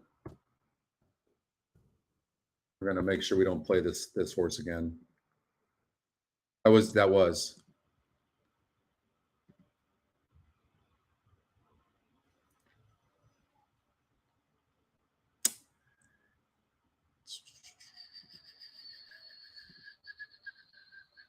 $11 before the 7th at Santa Anita. And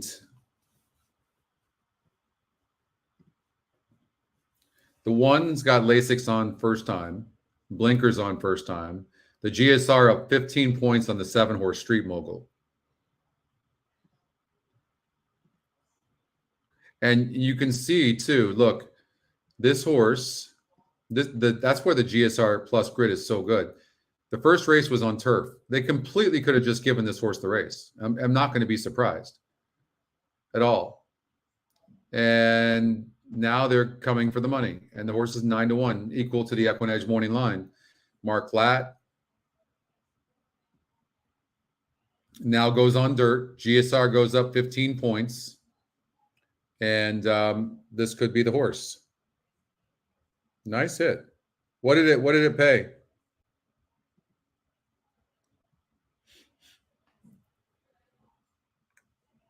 Oh, 7-4.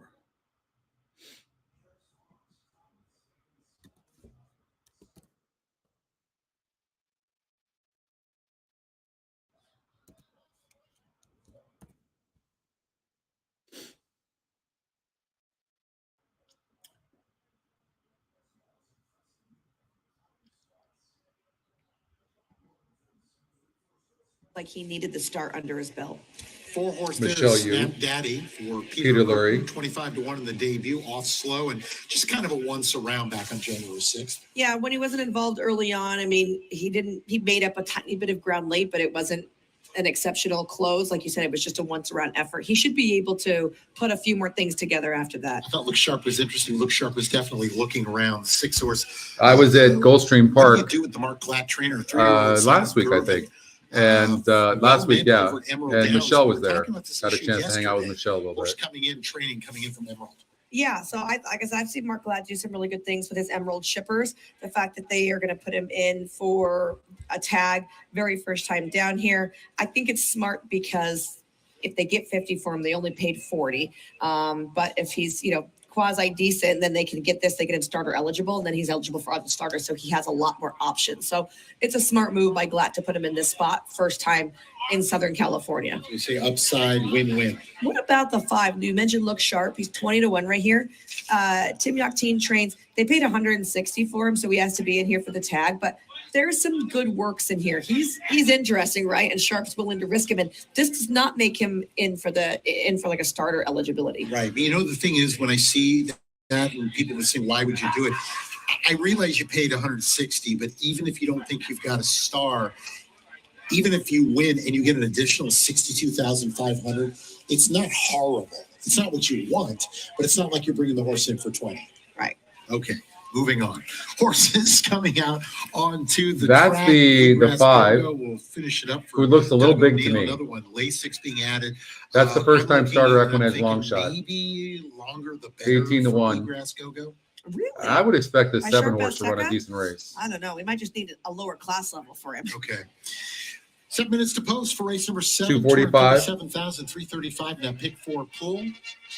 Horses coming out on the track. First glance coming up from Mr. Jeff Siegel.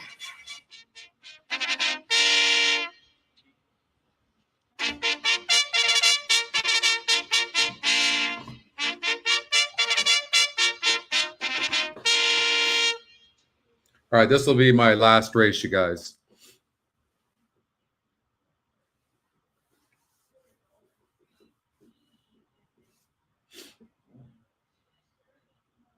I do want to look at these on the track. We can actually go do a golden hour wager right now. Which is named Happy Birthday, Annette and Ari. One looks fantastic on the track. Jeff Siegel had made a note on the one horse. Race is the beginning. He likes the horse. The horse does look really good on the tracks. Top EquinEdge pick, top win percentage. Lukewarm, but it does look very good. Probably outlooks these for sure. Yamaba Resort and Casino at San Manuel is the place for amazing concerts at their Yamava Theater. Coming soon, Santana on February 17th.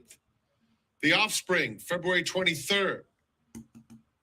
Banda MS on March 19th. George Thorogood and the Destroyers, March 24th. And Dane Cook, March 31st.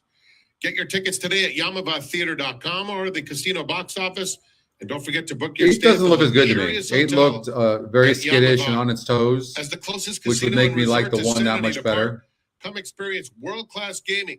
2 looks very nice on the track. Very calm. 5-1. Would not be surprised by a good effort there. 1, though, outlooks them for sure.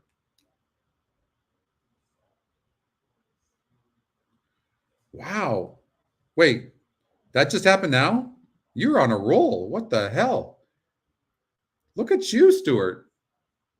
55,000 earlier.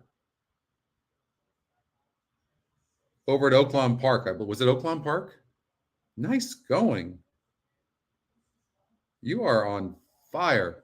There's the one right there.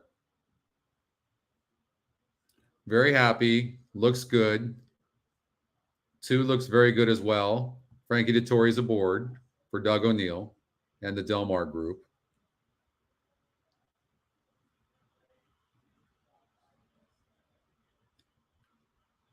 Three looks okay.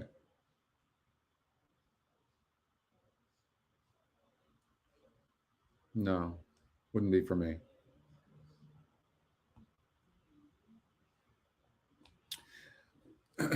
No. No on the 5, no on the 4. Wow, Stewart is on fire.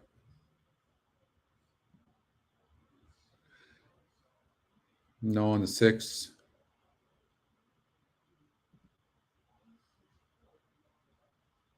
Seven looks okay.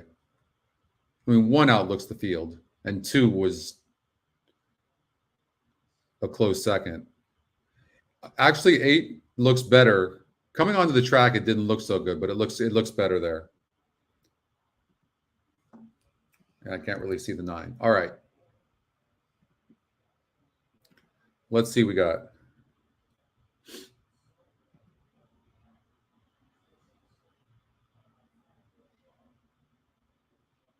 I mean, I have to get a long shot. But I didn't think any of the horses. This one looked fantastic for Dan Blacker. Top EquinEdge pick. It broke 6th off slow, wide. That was back at Delmar, and looks. I guess it's training really good.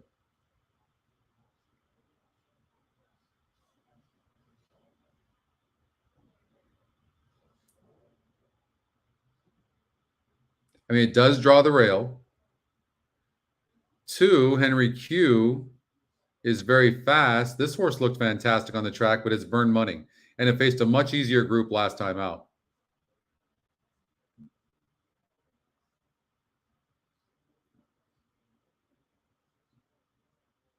Much easier group. That was a 44 group. And draws inside. Even though it looked good, I would probably say pass. I would imagine the 1's going to be really tough to beat, guys. I'm rooting against the 1, but the 1 looks like the horse to beat. It really does. I thought the 5 looked kind of fat, but it is the EquinEdge long shot. But I'm not the aficionado on looks on horses. I thought the 7 looked decent. I liked the change in improvement in the GSR. So I'm going to stick with my bet on the 7. But I had the 1 top EquinEdge pick, top GSR, lukewarm top win percentage with the 8-horse motorcade, 2-1 EquinEdge morning line. This horse broke 10, and I can see why it broke last, but it still ran good. So here's my guess with this horse. It has to, now Hernandez hasn't won a race today. This is my guess. Based on the way the horse looked on the track, it was like really fidgety, on its toes. And I'm guessing from the inside, it broke last, and it still ran like this is really good. Gets a better post. This is a last-minute call for your verticals, is watch the 8 closely. Because this horse could show a lot more speed with a good break. When it started to, there it goes right there. Like, looks fantastic right there. And you can see it's a little keyed up, but if it's relaxed, like I like to take horses like this and really warm them up really good before the race. But that horse looks perfectly fine right there. I can tell you that right now. So I'm gonna change my mind a little bit. I can't change my bet because I need a long shot. But for me, it would be 1-8-7. Pretty clearly, too. The 1's got to get the trip from the rail. If the 8 breaks good, going to probably be the horse to beat.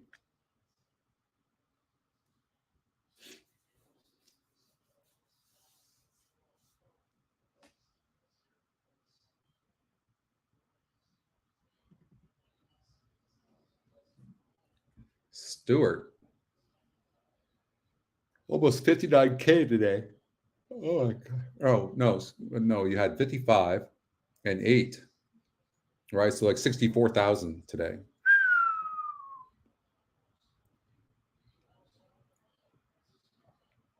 Cindy had a weekend. You guys remember? She had a weekend where she won like $125,000.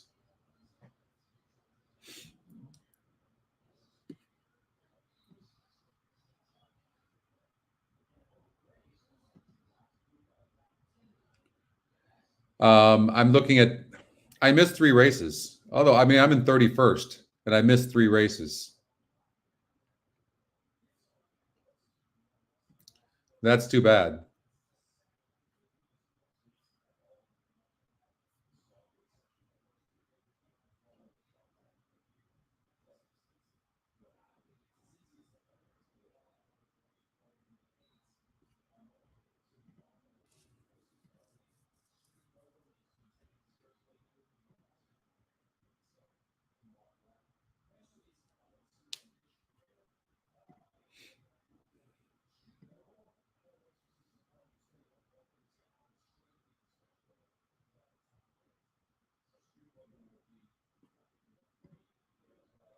They're at the gate. Again, I thought the favorite has taken up his spot. Henry some really Q good is calls. next. Sold. We'll bring it tomorrow, Trader. You got this, brother. I tell you what, as far as warming up on the track was concerned, the 8 looked great. Snap Daddy. 1 does have the rail. I don't love that, but the 1 looked great on the track. Probably best. 2 looked good and is going to probably have the lead, but I don't know that it can continue. It's been spitting the bit out late. And I'm hoping for the 7. So if you pick the 1 or the 8 and the 7's in contention, let me apologize ahead of time. Bluegrass Go-Go completes the line. The colors of Calumet Farm. Yeah, those were good spot plays today, huh, Doug? Goes I'm gonna handicap afterwards and find some more. And 8 broke fine. 7 Street broke great. Mogul is the quickest out of the gate. Bluegrass Go-Go on the extreme outside is up close. Snap Daddy ridden for Now speed. the 1 did not Big break good Hat from that Willie rail. on the inside. Moves And the up, jockey's and strangling Big him right Hat now Willie is for with whatever Bluegrass reason, Go-Go just as they get completely to the main strangling him. track. And But he's it's taking on Bluegrass so much Go-Go dirt right now. maintaining the edge by about a length. It's going to be very interesting to see what this horse Snap does. Daddy 2.5 off the leader. And Henry 7 Q continues is to lose next. On ground the outside, after a good break. Motorcade advancing steadily in the green colors. Look sharp on hold in traffic at this stage, 4 lengths off the leader. They're followed by Soldatna, 2 in front of Street Mogul, and Arrow the Great will do his best running later. They have 3/8 of a mile to go, and it's Bluegrass Go-Go who's been there every step of the way. And Nate's going to win this Willie race. Moves to engage, and Motorcade continues to make progress on the outside third. At the rail, Henry Q in the yellow colors, fourth and in striking range, just 2 lengths off the lead. Arrow the Great, yellow cap, widest of all, trying to mount a bid late. Top of the stretch, Bluegrass Go-Go, confronted by Motorcade, who's coming professionally on the outside to challenge. And Motorcade is up on even terms. How about the 9? Look at the 2 horses at the rail. Henry Q is coming with a nice run, pinned down to the rail. Henry but Q? He is determined. And Henry Q, another for Frankie Dettori, wins 3 What a great quarters of a effort. length. Bluegrass Go-Go. I don't know where that effort came from, honestly. Motorcade, and then it was Arrow the Great to complete the super high 5. Thank you so much. Oh my gosh, that 2 horse getting the win. Let's see, what did we have in the Big 6? Started in race number 5. I just want, is anybody alive? Doug, are you alive in this thing?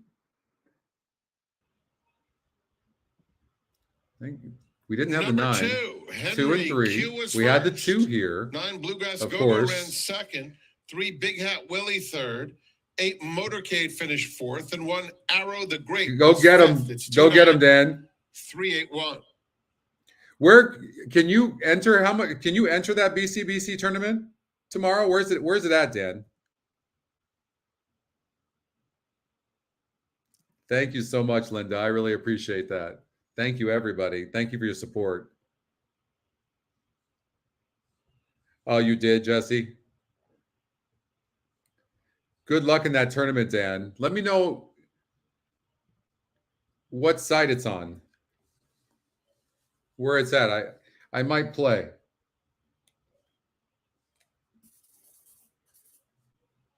While I have a chance here, a big shout out to, no, I was disappointed that they should have passed and didn't.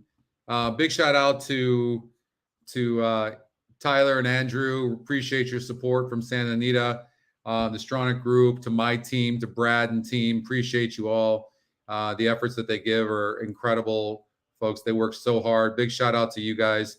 Thank you for your support. We all really appreciate it, and everyone's working hard for you. And we've got a lot of good stuff that's coming. So you're gonna love it. This should be a really good 2023 for us, and so excited to share all the new stuff with you guys. So good luck with the rest of your bets. We will see you tomorrow. I believe it's at 2:30 Eastern time. We have another Coast to Coast show. Okay, so hopefully you can join us for that. Have a wonderful night. Thank you so much. Okay, we'll see you later. Oh, and also big shout out to Brian. Thank you, Brian, producer Brian. Great job. Thank you for all you do as well. We'll see you later. Bye.